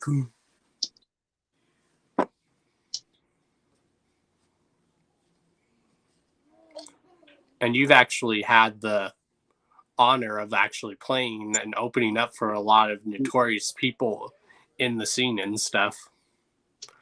And you've even had the chance to open up and tour with some of your heroes and whatnot. How's that like? Fucking dream come true. Yeah, I always tell people there's something like when the people you look up to, when they start giving you props, you're like, what? And then you're like, am I dreaming? Right, you know. But it's also the greatest feeling in the world when the people that influenced you start giving you props or telling you what you're doing is a good job. Keep it up. For sure. Like I learned a lot about this industry just by the talks I've had with Scum and Psycho. I've learned a lot from those dudes. Like most people don't even pay attention to when people give them advice. Me, I'm one of those people where I stop and I listen and I observe. What? Oh, just like when people like give me advice on like stuff or like how to do stuff, I actually watch and listen. Like I've watched people like that are artists, people that are fellow podcasters, and they just like, you're doing a good job doing this and stuff. Like people say you're a good interviewer because you make your guests feel comfortable. They feel like they can be themselves and stuff. They don't feel pressured to answer anything. What? Yeah. And I think that's why my interviews have always been good because they're just laid back chill. It's just like talking to a fellow homie and stuff. Yeah. Hell yeah. Hell yeah. Fuck, hell yeah. Hey, well, let's do a funny trick, y'all. Hand that blunt over. No, oh, can we do that or something? Is it this way? This way. Or something. Oh, shit. Is it? Other way. Other way. Other way. Either way you look at it, it's funny. Yes. Now, if I had an actual joint, that would make it even funnier. Hey, word, man. Word. But I have some Jaeger, so even better. And I normally don't drink this shit straight.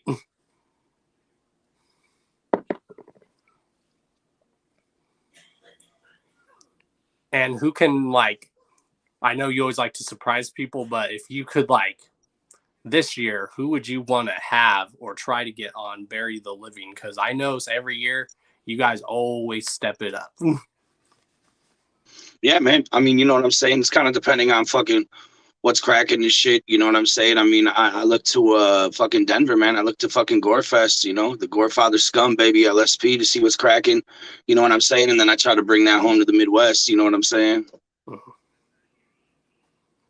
So for those that don't know, tell everyone what is like Wicked Wisco, basically. Wicked Wisco. So yeah, for those that don't know what that is, explain to them what that is. Oh, shit, man. Wicked Wisco was a movement that was started back in 08 by Rick Dogg and shit. You know what I'm saying? Rick Dogg's a fucking homie, man. He's been in the horrorcore business for a minute. I mean, underground music business shit. And fucking, you know, wanted to start a movement here in Wisconsin. You know what I'm saying? And fucking started Wicked Wisco. You know, I used to hit up various artists at the time. I think he hit up fucking Dark Half, the DRP, Nightmares on Milwaukee Street. You know what I'm saying? At first, at least that's what he told me. And we fucking started this shit. You know what I'm saying? So, do I trust Rick Dog? Goddamn right, buddy. You know what I'm saying? Oh yeah. What's probably one of your favorite tours that you actually went on? Like it could be a tour that you headlined. It could be a tour where you opened. No. What was one of my favorite tours that I was on? Yeah, like personal wise. Boondocks Underground Resurrection Tour, featuring fucking Chop Shop, Dark Half, Cousin Cletus. Hell yeah. Trey Pounds is another phenomenal producer out there that doesn't get a lot of credit. Oh man, fuck yeah, dog. You know what I'm saying, dude? Trey Pounds beats are dope, man. You know what I'm saying? I mean, fuck is a rapper, bro.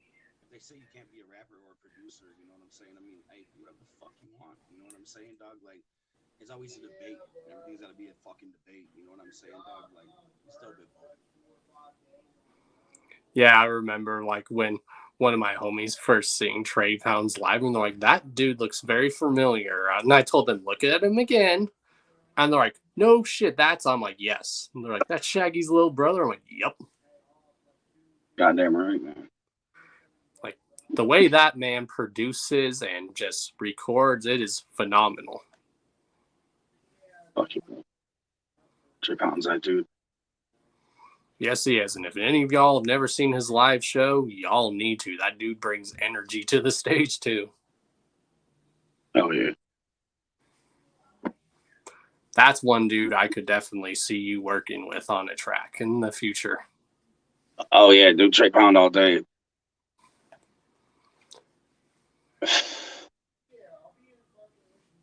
And what track, like, do you think, like, years from now, people, like, when they look back on your career, like, when they hear your music, there's going to be, that's that standout song for Damien Quinn or something? What do I think the standout song for Damien Quinn will be? Yeah, like, if you were, like, a fan, what do you think would be your standout song? I don't think we've gotten there yet, you know what I'm saying? But, like, shit, dude. Fuck, man. Yeah, you know. I mean, what do you think? There's definitely quite a few on there. Like My Psychosis is definitely one of them. Oh yeah. I think your version of Painted Black is phenomenal. Thank you, babe. Like I showed that to my girl and she's like, damn, this dude's talented. Oh yeah, thank you. That's tight. Yeah, I think you definitely need to do more covers because that was definitely really good and it was your own little twist on it. Yeah, man.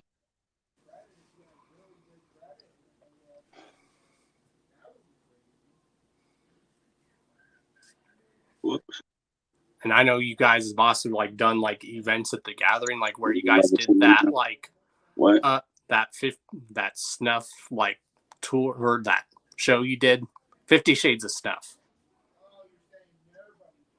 50 Shades. That show, man, phenomenal, bro. Actually, 50 Shades of Snuff was the last time I performed with Gino at the gathering, man. You know what I'm saying? So fucking, and the last time I performed with Beast, man. Rest in peace, Beast, bro. Straight the fuck up. Yeah, so.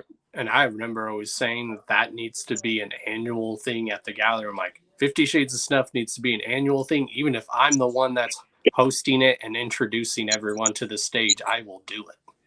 Word, man. Word. You know, did 51 Shades of Snuff in fucking Tulsa, Oklahoma. And that shit was dope. You know, 2018 gathering. That shit was fucking dope, man. And yeah, I think that was the last one since. Excuse me. Yeah, and I remember when it was the 20th anniversary of LSP, I know, and then of course that's right when COVID happened. I know Scum wanted to go and do a tour called the 20 Years of Snuff Tour, and he wanted to have like a lot of the people that have been on LSP or are currently on there, like all on one tour. Right. That's fucking dope, man. You know what I'm saying? I hope we can still make something like that happen. I hope so too. I even told him I'm down to do a live stream where we celebrate like just where the label's at and we have everyone on the label. He's like, that's actually a really good idea. What? Oh, I told him it'd be cool like to have like a celebration of like the label stream where we have people that have been on the label or even people that are currently on the label. He's like, that would be a very good podcast idea.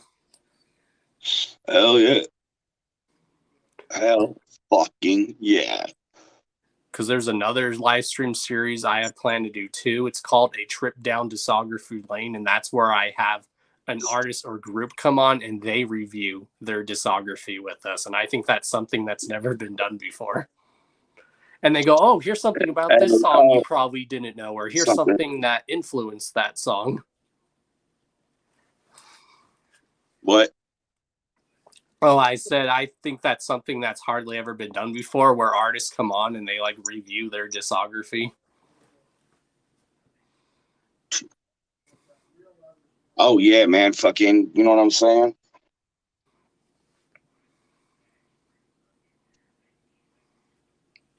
Yeah. I mean, you know, when it comes to Dark Half, dude, Graveyard Blues, you know what I'm saying?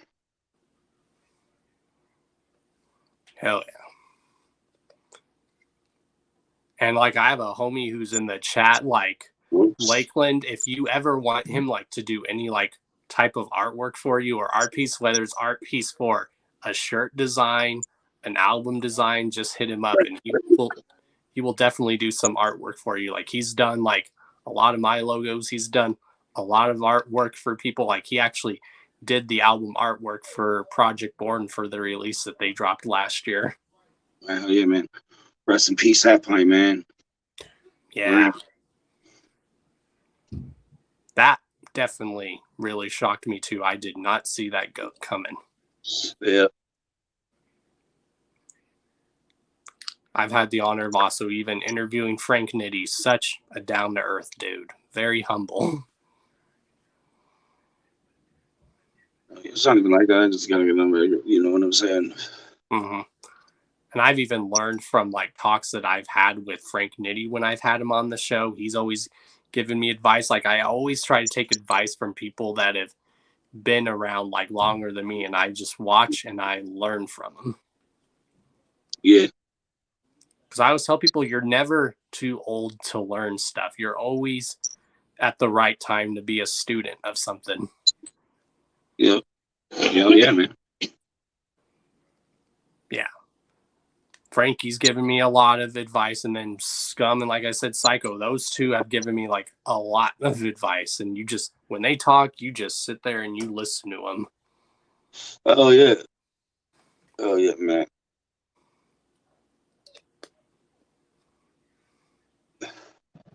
And when was the first time, like, if you remember, like, when was the first time you actually met like Psycho and stuff? When did I meet Psycho? Yeah. For the first time? Yeah. Probably around 08, 09, Gorefest. You know what I'm saying?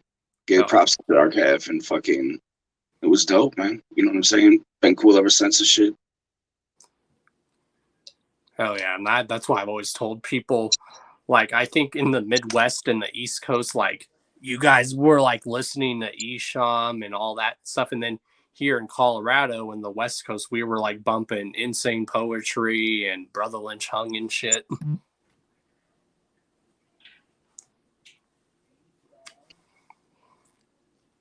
What?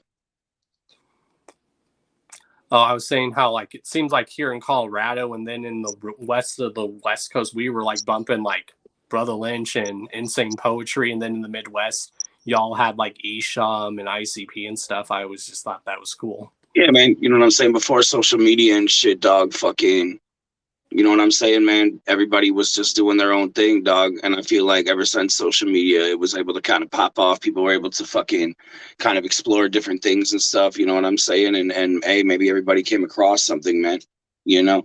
But even before social media, I mean, fuck, there was forums, bro. Like, how did everybody communicate before MySpace and Facebook and shit? You know what I'm saying? Remember Kill Music? Yeah, killmusic.com, horrorcore.com. Yeah. Fucking, you know what I'm saying, dog? Like, that's kind of like where I first started, like, really hearing about, like, underground horrorcore music. You know what I'm saying? Not just shit from other people, whatever. You know what I'm saying, dog? Like, yeah. But shit, dog, I didn't really have access to a computer full time until, like, 05. You know what I'm saying? Yeah. I think if Kill Music, horrorcore.com was still around, I think that would just because the amount of like dope artists that have come out since then, it's like, whew. Or how a lot of artists came up by originally using those websites.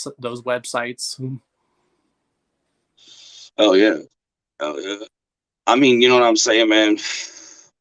I gotta feel like fucking Dark Half was kind of popping on horrorcore.com before horrorcore.com shut down and shit. You know what I'm saying? And that sucks, dude. Because hey, you know. Hell yeah, and that's how. I mean, I knew about KGB before then, but I remember when KGB would be in there, like promoting his shit. Oh yeah, man. You know what I'm saying? Oh, and someone in the chat said, "Can we expect a Damien Quinn and AXE collab?" We expect the Damien Quinn and AXE collab. Yeah, man. You know what I'm saying, dog? Fucking hopefully one day I'd like to work with X. You know what I'm saying? I mean, fuck, dog. You know, I know they're probably busy dudes, man, but fucking, yeah. You know what I'm saying? And fucking, if it doesn't happen, man, fucking, hey, you know what I'm saying, dog? Fucking, I'd love to work with X. Yeah, those dudes crack me up. Every time when I watch their interviews, they just crack me up. Hell yeah. Like, especially because those dudes have created such like a following in their own lane, and especially because they grew up on the genre too. They were also students as well. Yeah. If anyone's never seen an AXE show, y'all really need to. Just saying. Yeah. I actually heard they had an album coming out with Mikey Clark, and that's fucking awesome. You know what I'm saying? Underground's buzzing about it. I'd love to fucking hear it, man. Straight up, just like everybody else, man. So that'd be fucking ill. And I tell them, when you get to work with Mikey Clark, you've probably done it. Oh yeah, man. You know what I'm saying? In the industry, that's not just horrorcore music, dude. In the fucking industry, you know what I'm saying? So hell yeah, that's fucking amazing. Yep. So it's good to know that Mikey Clark is actually back. Like, he's like getting more producing, and he's like, because everyone like said for a while he was producing for Kid Rock, but it's cool how he's like now going back to his roots when it comes to producing as well. And that's why I tell people he's produced for numerous different types of artists. Oh hell yeah, man. Oh yeah. Who knows? Maybe someday we'll get a Damien Quinn track produced by Mikey Clark. Hell yeah, dude. You know, that would be amazing, man. He'll be calling me, y'all. He'll be like, "Guess what, Don? I got a Mikey Clark beat." Hell yeah. Hey, man, I call everybody. You know what I'm saying? Straight up, dude. I would too. I get a Mikey Clark beat, bro. I'm calling everybody. Yeah. Another one of my other favorite producers out there besides Devereaux and Shaggy the Airhead is Slasher Dave. That dude. Whew. Hell yeah. Hell yeah. For the longest time, I did not know that that was Vinny, the ICP kid's cousin. I'm like, what? That's tight, man. I never, ever knew that until just like last year. I'm like, wait, that's your cousin? What? Oh yeah, dude, that's fucking tight, dude. Yeah, Slasher Dave, that dude, like he can like make like literally horror movie soundtracks, and it's perfect.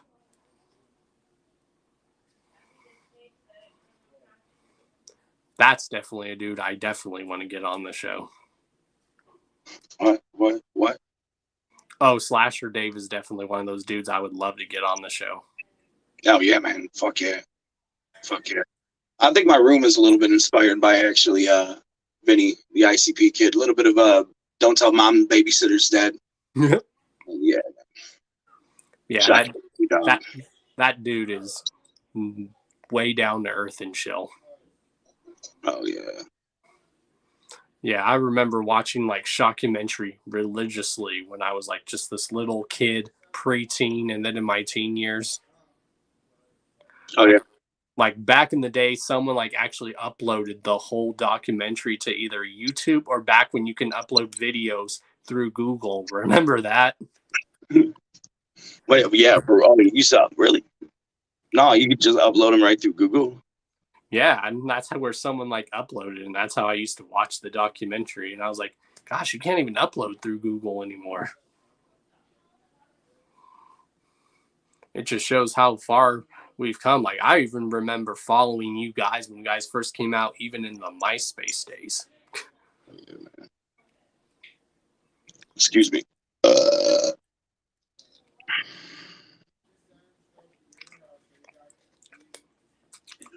Oh, we got a good question in the chat. Who dabs the most, Damien or AXE? I was told it was Hex rated, but I don't know, man. Maybe Hex rated. Damien Quinn and AXE need to have a dab off. You know what I'm That's saying? what I was going to say. Let's do a dab off, and I'll be the one to host it. Oh, yeah, man. That'd be fucking tight. I know I'll definitely lose. Hey, man. You know what I'm saying? I mean, who's the real dabbers out just here, give bro? me a joint, then I don't know. Okay. Speaking of Darby O'Trill, what is up, Darby? I said, man, I mean, that's what I do.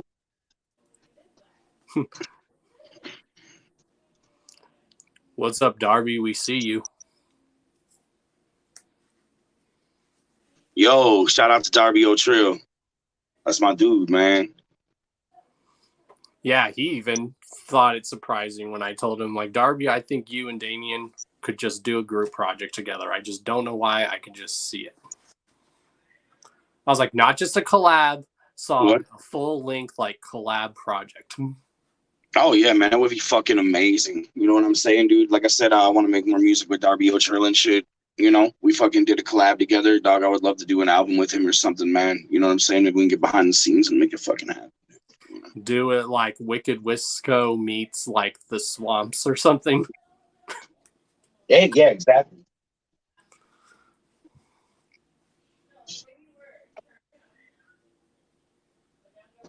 Sorry about that. Oh, it's all good. And then we had a question. Do you still keep in touch, like, my with... manager to roll a blunt. What? Oh, we got a question saying, do you still It's keep not like intact you. with, like, Satanic, or are you in Brazical? Yeah, I fucking do. What? Oh, you know what? I would love to work with Razakel. You know what I'm saying? For real, dog. Voodoo Dolls and Dabs is fucking dope. We're trying to do like a reissue, repressing thing or something, you know what I'm saying? With some extra fucking, bonus tracks and stuff. But honestly, man, fucking anything that I do with her is pretty fucking fire, dude. You know what I'm saying? I agree. Everything you guys have done together has been phenomenal. And I remember the tour you guys went on, and then you guys filmed a little documentary for it. Yeah, awesome, man.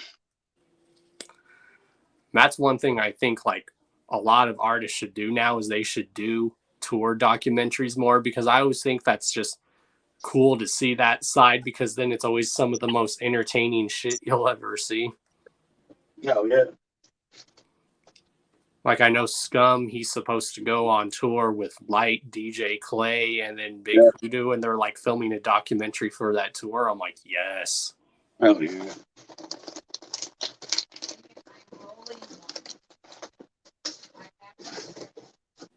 Okay.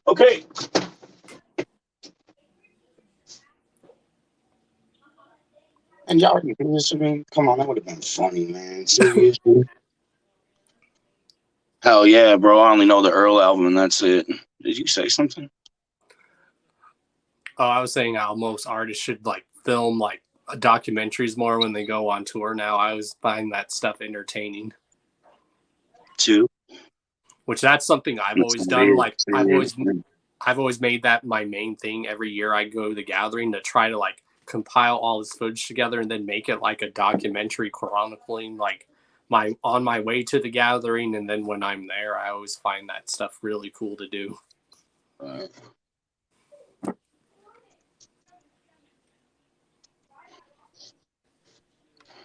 Shouts to IRA, who's another very dope artist himself, who does very dope artwork. Oh yeah, man. Shout out to IRA, man, for real. He says he wants to get you on his EP sometime. Oh yeah, you know what I'm saying? From here on out, what is this? March 15th, 2022. And yeah, dog, you know what I'm saying? Fucking, just hit up my manager and let's make it fucking happen, dude. Straight the fuck up, you know what I'm saying? Well, y'all got me something I can never do, and that's just drink Jaeger straight out the bottle. Hell yeah. And I just finished that shit. It was funny, last year when I went to the gathering, I had never had it for any years, but I finally tried moonshine for the first time. I'm like, that is not as bad as I thought it was going to be. But it was cinnamon apple flavored moonshine. Oh my God, that shit was good. Was it? You know what, man? I fucking actually have drank some really good moonshine around the country, bro. You know what I'm saying? For real, dog. And, you know, what you don't know what you're drinking, right? It could have been anything, but let me tell you something. I've had some really good moonshine. Shit that has made me fucking get drunk as fuck and, you know, want to fuck, but I probably pass out and then. Yeah, I like had it, and then my friend, she's like from like Virginia down south, and she's like, "Oh, this is just store bought stuff." I'm like, "They sell that in the stores? Holy shit!" She's like, "Yeah, they sell it in WalMarts and shit." I'm like, "What the fuck?" What's up? Oh, like how I was just like in all like shocked knowing that now they sell moonshine in the stores. Like sometimes I'm like, "What?" Oh, yeah. It's crazy, right? I mean, that's dope, you know. I still remember Probably when like that stuff fucking was like illegal. Like my we go grandpa, everywhere. Man. What? my grandpa's like cousins were actually moonshine runners. They used to make their own moonshine and shit. Excuse me. My dad told me the story when he went to his cousins because they used to make their own moonshine, and he's like, "That was the strongest moonshine I've ever had." Oh yeah. And someone asked, "Did Boondocks get you into that moonshine?" No. Actually, I think probably first time I had some real moonshine was with Scum, man. You know what I'm saying, dude? Fucking on tour, doing the thing with fucking Scum, dude. You know what I'm saying? Just whipping around the fucking universe, man. What is that?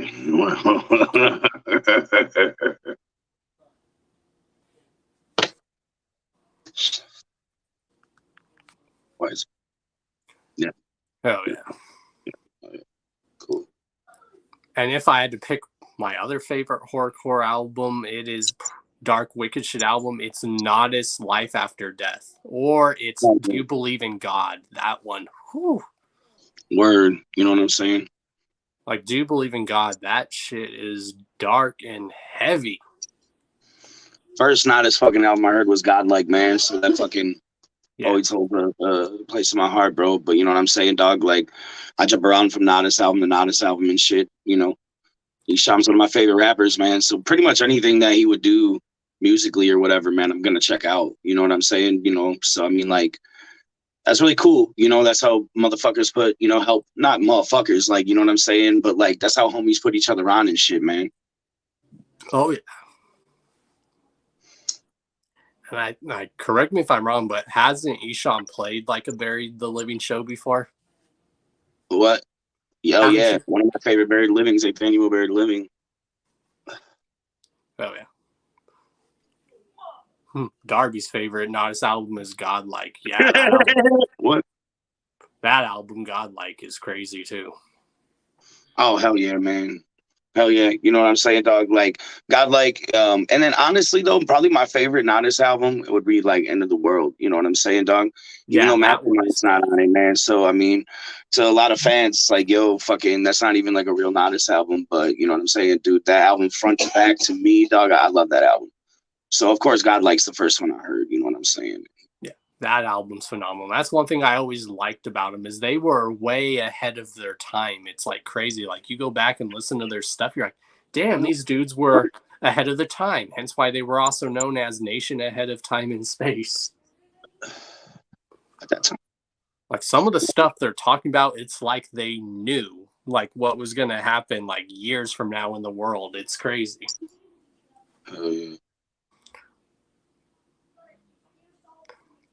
Oh, not your favorite Nodis album. His is just Do You Believe in God? Yes, that is my personal favorite Nodis album. I have so many history listening to that album when I would just be fucked up in the dark listening to that album, tripping the fuck out.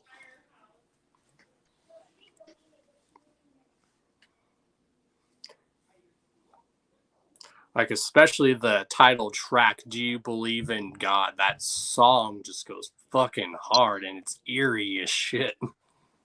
Oh yeah, dog. No, man. I mean, hey, for real, dog. Like, fucking, you know, like I said, man, fucking anything that Isham has done, you know what I'm saying, man, I at least check out, bro. You know what I'm saying? Because he influenced me. He's one of my favorite rappers of all time. And So that, I mean, you know what and I'm that's saying? one of those collabs that I really hope happens for you. Is I hope someday you can actually get an Isham collab. I think that would be phenomenal. And then make Mikey Clark produce it. Whoo! Oh yeah, man. You know what I'm saying? I mean, hey, there's a good example of somebody that could be a producer and a fucking artist, though. You know what I'm saying? Isham. You know what I'm saying? For real. Exactly. Like I've watched some of my favorite Isham stuff is even stuff that he produced himself. Like he's a phenomenal producer too. Oh yeah. I was like, and the man's been in this industry since he was about 12, 13 years old. It's insane. Oh, for real? Damn. Oh yeah. I mean, fucking. To be that young and to hustle and grind that fucking hard, man, to be able to get into those studios and, you know what I'm saying, back then, man, that had to be fucking, dog, that'd be a lot of fucking work, you know what I'm saying? Like, straight up, dog, to be able to fucking, what, 14, right? 14 years old and fucking When Words From Hell. Yeah, man, recorded at probably 13, like, fucking, yeah, dog, like, yeah, real, and to so hear respect, that there's like a 13-year-old talking about that shit, it's like, oh, damn. And it's right? cool, like, to hear him say what the influence of that album was. He's like, the reason why we called the album Boom Words From Hell, because in the 80s that and 70s, that's how Detroit felt like it was to us. It literally felt like hell. Excuse me. Like, I recently visited Detroit, and that city is slowly, like, recovering. Like, locals there told me when I was there, they're like, it's actually calmed down here since then. They're like, now, if you would have been here in the early 2000s, the 90s, and the 80s, then it would have been rough being here. Oh, yeah. Detroit's got some very good food, especially those famous Coney Island chili cheese dogs. God.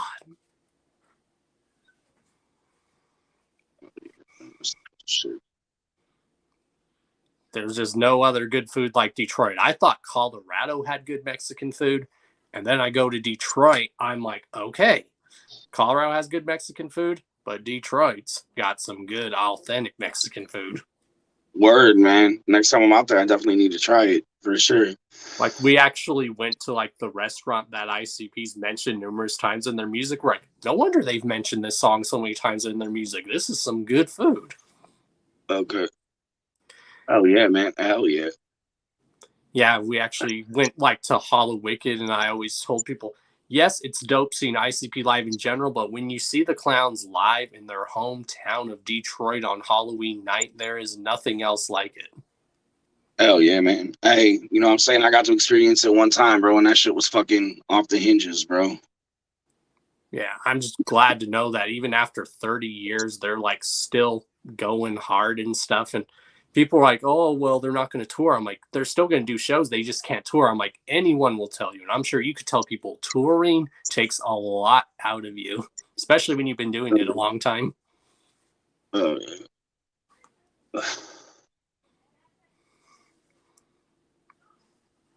But yeah, to see Jay moving how he does on stage now, like all like back in the old days, I'm like, yes.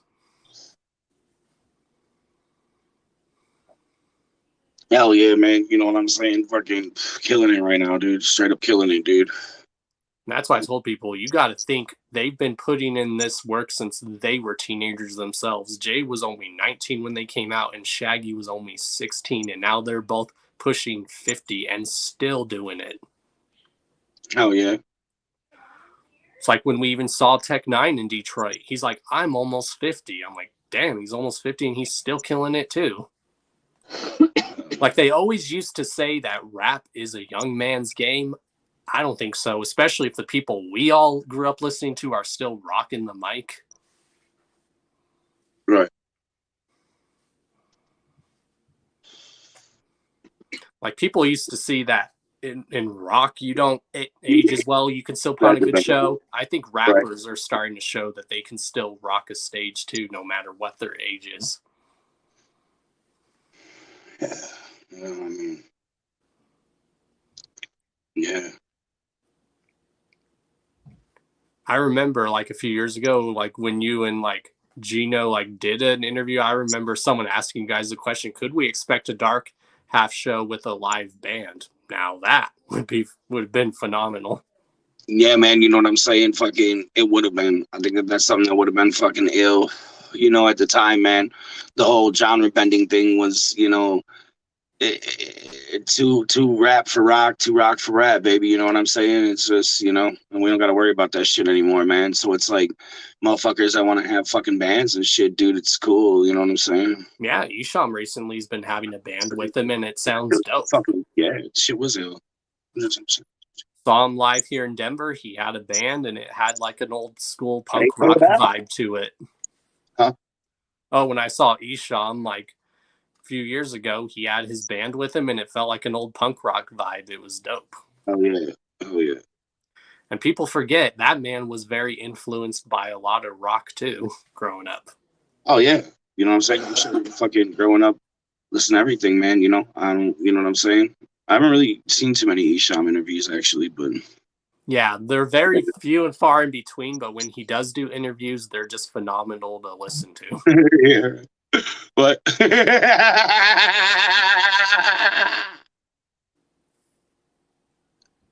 no.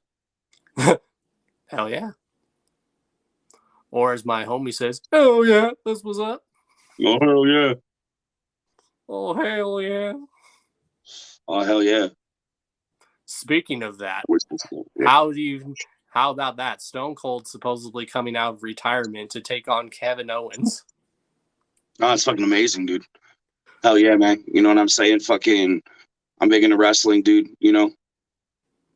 Yeah, I used to do a lot of wrestling stuff too. Like before I was really doing podcasting and stuff, I was known for being in the indie wrestling industry. I did everything. I was the senior official. I was the cameraman. I was the commentator.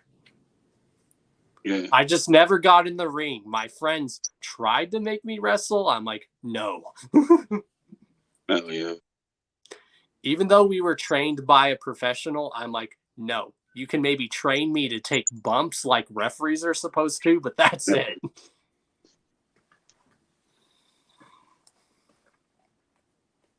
Yeah.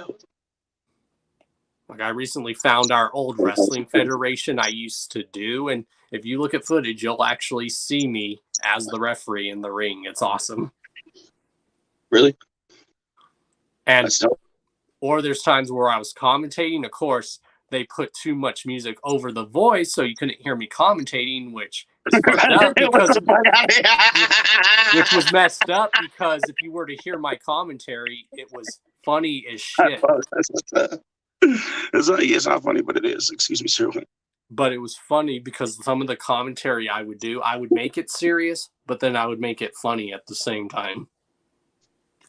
Yeah, hell yeah. You know what I'm saying? I like do my JR impersonation every now and then. By God! Hell yeah. Or I'd be doing my Jerry the King Lawler impersonation or parody, whatever you want to call it. Hell yeah. Also this year, apparently Undertaker. Yeah, I'm sorry. Even this year, Undertaker is finally being like inducted in the Hall of Fame. Oh yeah. And I think he deserves it. Thank you. Fuck. You know when he's coming to Colorado IRA. He's coming to Colorado next week. We already got through that, right? Okay. What? Listen. Who's coming through to Colorado next week? Oh, IRA wants to know when you coming to Colorado. I'm like, he coming to Colorado next week. Oh shit. Yeah, man. Friday, March 25th, bro. You know what I'm saying? Scum's releasing the fucking last fucking chapter to his chronicles of fucking, you know, the dark souls. You know what I'm saying? Fucking Black Souls. You know what I'm saying? And yeah, man, doing a fucking CD release party, you know, with the homie Scum and shit, dude, and fucking, you know, drink Jägermeister, dog, and fucking, you know. Well, I'll definitely see you there. Hell yeah, dude, for sure. Fucking Scum, bro. Just bring the good old weed and shit. Yeah, man, just bring a good old weed. It'll be a good time indeed. You know what I'm saying? And for anyone who's never been to the Roxy, y'all need to come to an event at the Roxy. It's one of the best places to perform in Denver. Hell yeah, actually. Whoa, man, the fucking Roxy is one of my favorite places to perform in America. You know what I'm saying? You know, I mean, I haven't been to every venue in America, man, but it feels like home when I'm there, dude. You know what I'm saying? So. Yeah, and I remember you always saying that, like, during your sets when you play here, you're like, Colorado's literally my second home. Hell yeah, man. You know, first 3 states that I really fuck with, actually 4, bro. You know what I'm saying? In the Midwest, dude, fucking to really fuck with Dark Ave. But you know what I'm saying? Like, you know, Wisconsin, you know, fucking Colorado, New Mexico, and Indiana, man. You know what I'm saying? Yeah, I remember when like LSP went on like their first like national tour. Like, we're going on our first national tour. I'm like, yes. Hell yeah. And it's just crazy to see it build from it's just crazy to see it build from this little thing to this like big label that it is now. Hell yeah. Like, I never thought we would see it like grow to the label that it is now. Oh, hey man, LSP for life, bro. You know what I'm saying? And it's cool that we got like a lot of these now up and coming people on the label that we see that will eventually maybe carry this. Like, you have people like Darby, Cody Manson. You have a lot of people.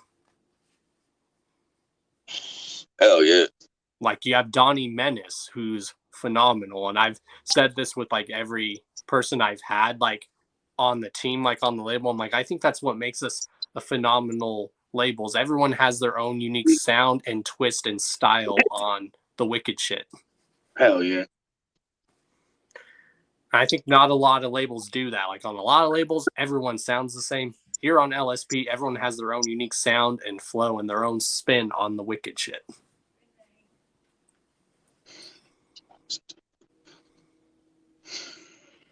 Like, for what, dude? It's too wild, bro. Oh, what? Hell yeah, man. You know what I'm saying, dog? Fuck hardcore music, baby. You know what I'm saying? Hell yeah. We have a homie who actually made like a good playlist dedicated to Gino that he wants you to check out somewhere down the line.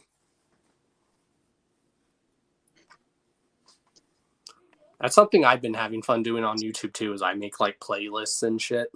Hell yeah. Like, one of the playlists I'm working on, it's really hard to make, is I'm trying to make a playlist of every ICP music video from the original Chicken Hunt all the way to currently, just to show how their music videos have evolved and stuff. Hell yeah. What was the last thing I got pipe? Say what? You know what I'm saying?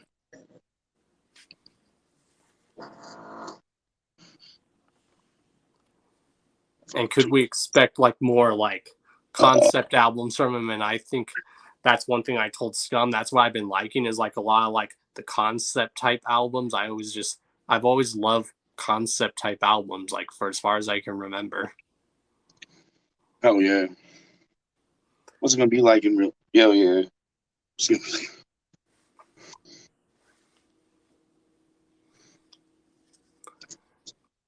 Hell yeah. And do you like have any like last words? Like, can we get any like shout outs? Like, do you have any shout outs, and can Don Chaos and Carnival Spirits get a shout out? Oh hell yeah, man. Shout out to Don Chaos, Carnival Spirits. You know what I'm saying, dog? Fucking hell yeah, man. Hell yeah. Any other shout outs? What's up?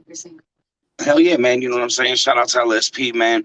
Come out Friday, March 25th, dog. You know what I'm saying? Scum CD release party and shit to the Dying World Chronicles and shit. The Black Souls, the last fucking addition to the trilogy. You know what I'm saying? And yeah, man, fucking let's keep it rolling, dog. Let's fucking, you know, smoke one and shit and fucking, you know, keep it lit. You know what I'm saying? Oh, we definitely will. Trust me. Because I smoke like a chimney. Hell yeah, dog. There's like a funny footage like floating around somewhere that my home girl got to me, and I'm like smoking 2 joints at once. It's fucking funny. She's like, "God damn, boy." I have to go wipe my ass and make this happen. What's up? Oh, there's like a video God, of me. right. There's like a video of me like puffing 2 joints at once. It's funny, like one in each hand. You know that shit ain't bullshit. Cause goddamn, bro, that shit's wet. Hell yeah! Well, you're always welcome on the show anytime, bro. Of course, if you guys want to check out anything from Damien Quinn, his links are down below because that's what we do to our guests to help promote them. Where we put all their links down below. And yeah, y'all get some cult shit in your life. Man, call shit. LSP for life, man. Rest in peace, Gino. Yes. Y'all know what it is. I love y'all, man. For real. Saturday. Hell yeah. You're always welcome on, bro. You ever have any other projects that you're wanting to promote, just hit me up and I'll book a spot for you on the show. Oh yeah, man. Fuck yeah. Thank you, bro. Straight up. No, thank you. Thank you. Thank you. For sure. Hell yeah. You have a good night, man. Hell's up. Hell yeah. Call shit. Later, bro. Hell yeah. That was a phenomenal interview, y'all. Holy shit, there's no way this interview's already been going on for almost 2 hours. Hell yeah. Yeah, don't get me. Oh, you are you? All right, you are. Okay, then. Okay. Okay, man. Well, I'll let you know if I need a ride RRA since we live in the same city. God, you guys made me do something that I thought I could never do, and that's just drink Jaeger straight out the bottle plain. Wouldn't be an LSP thing without no Jaeger. Normally we have Jaeger bombs, but y'all were making me drink straight up Jaeger tonight. And now it's all gone. Oh no, there's more of it. There's definitely more of it. I need to finish that off. Whew. Now it's gone. So yeah. Do we have any more topics? Yeah, we actually have quite a few more topics tonight. Very entertaining interview, as always.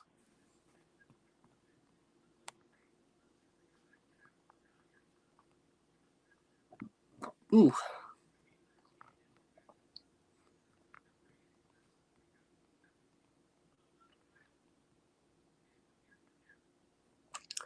Yeah, Darby, definitely that's one of my favorite personal Nodis albums. Like I love every Nodis album, but my personal favorite Nodis album is Do You Believe in God as well. That and Life After Death, and the number 3 would be Multi-Killionaire, The Devil's Contract. Those are my 3. If I had to pick my top 3 Nodis albums, Do You Believe in God, Life After Death, and Multi-Killionaire, The Devil's Contract. Every Nodis album is good, but those are my top 3. So what other topics do we have going on tonight? Maybe I need to start going live for 2 hours more often. Hell yeah. Yeah, let's see. Of course, who's all excited for the gathering? The Gathering of Dreams. I know I'm definitely excited for that.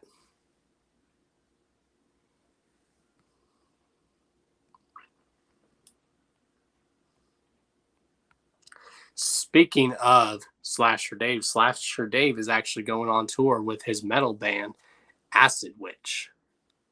Which there's no Denver dates, but who knows, maybe I'll still try to make it. Again, shouts to Slasher Dave, phenomenal producer, very good artist in himself. His artwork, holy shit, y'all, look at that dope artwork. And again, for those that don't know, this man is Vinny the ICP Kid's cousin. Speaking of the Dying World Chronicles, again, there's the flyer for the show. Again, if you guys are coming from out of state, I will see you guys there. or if you live in Denver, we will see you there. Damien Quinn is performing, along with LSP's newest act, part of the experimental drugs, as we call it. And yeah, also, go check out Zitro's newest music video, Getting Money. Hell yeah, shouts to Zitro, who we've also had on the Hours of Chaos podcast. Again, links down to Damien Quinn and all of Dark's Half's links to where you can follow them and him on all social media, as well as where you can pick up your Damien Quinn, Dark Half, your cult shit gear. You know, where you can pick that up is cultgear.com, as well as the Gore Hop Shop, bigcartel.com, which is LSP's website. You can get your Damien Quinn, Gino, and Dark Half swag there, as well as the Cult Gear store. Also links to where you can follow Damien Quinn on all social medias.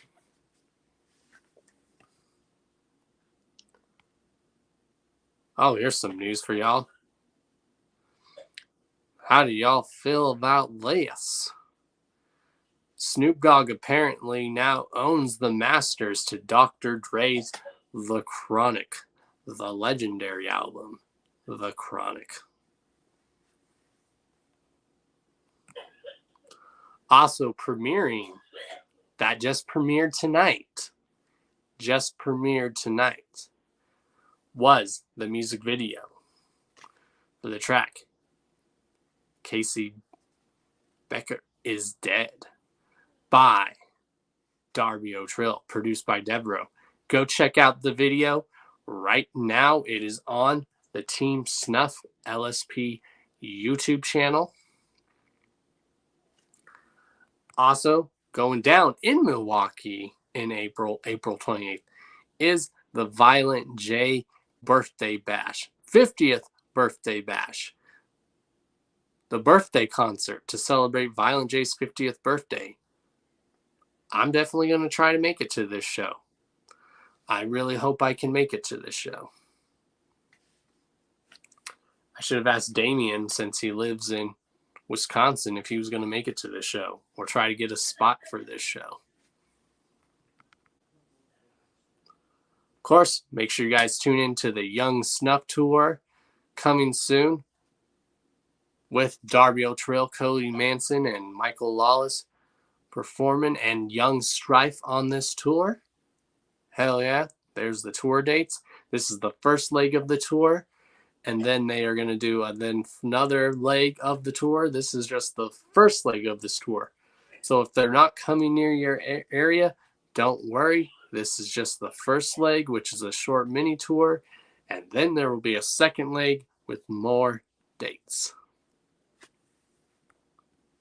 More tour news. Stevie Stone and Locksmith and JL are going on tour. For Raising the Bar tour, another dope tour I want to definitely try to hit up. Also, if you guys haven't pre-ordered Hex Demon Season, you know, the first act signed to Chapter 17, Hex's Demon Season is up for pre-order. Definitely get your pre-orders going for that, because, you know, Chapter 17, I want to see in the chat, y'all, we are all the pages.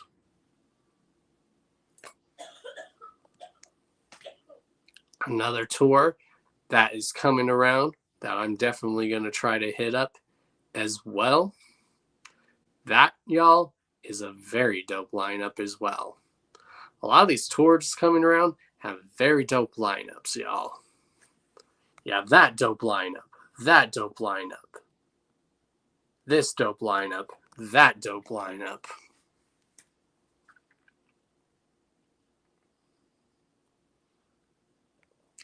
Also, make sure you guys check out the float hosted by Tom Wood. Here's the flyer for that, which has another very dope lineup. I'm definitely going to try to make it to this event as well. You know, I also have plans to do, hopefully, more Karma giveaways somewhere down the line. I have some stuff that I'm going through that I can give away. There's some stuff that I've purchased that I want to give away for future Karma giveaways. And the thing about these Karma giveaways, y'all, it's just giving back to you guys. Just giving back to you guys. And because a lot of these Karma giveaways, they come out of my own hard-earned money.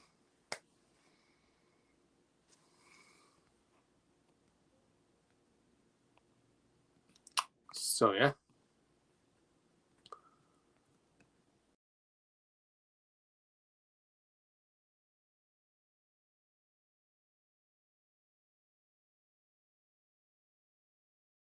I don't know what it is, y'all, but sometimes the chat is very slow on my end that I have to refresh sometimes. I don't know why.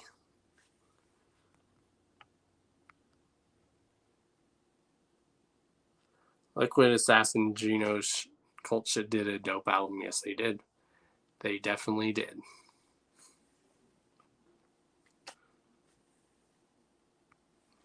Yep, that is definitely a good album. Wow, now there's only 5 of you listening, watching. It's all good, like I said. I don't expect a lot of people to be tuning in. I really don't. Because, you know, I don't make money from this. I don't make a profit from this YouTube shit. I don't even make side hustle from this. I don't. And you know something? I probably never will. But who knows? You know, that has been the Hours of Chaos podcast. And who our next guest is going to be, just keep your eyes peeled and you guys will see. This was another dope episode. And yeah, you guys already know who I am. I am Mr. D to the O to the N to the C to the H to the A to the O to the S. Your friendly neighborhood JUGGALO. The Karma Millionaire. If you don't know, now you know. And if you still don't know, then I don't know what to tell you. I don't know what to tell you.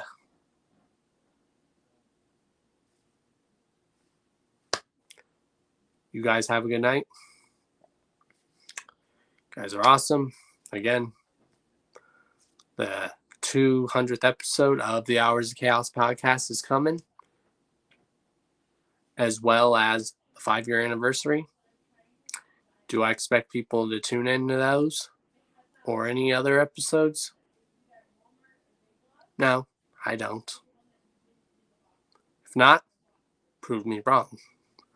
But I don't expect that. I'm just me. That's all I know. That's all I've ever known. And yeah. Big things coming. Working on the setup for the show. And yeah. Appreciate you guys. And yeah.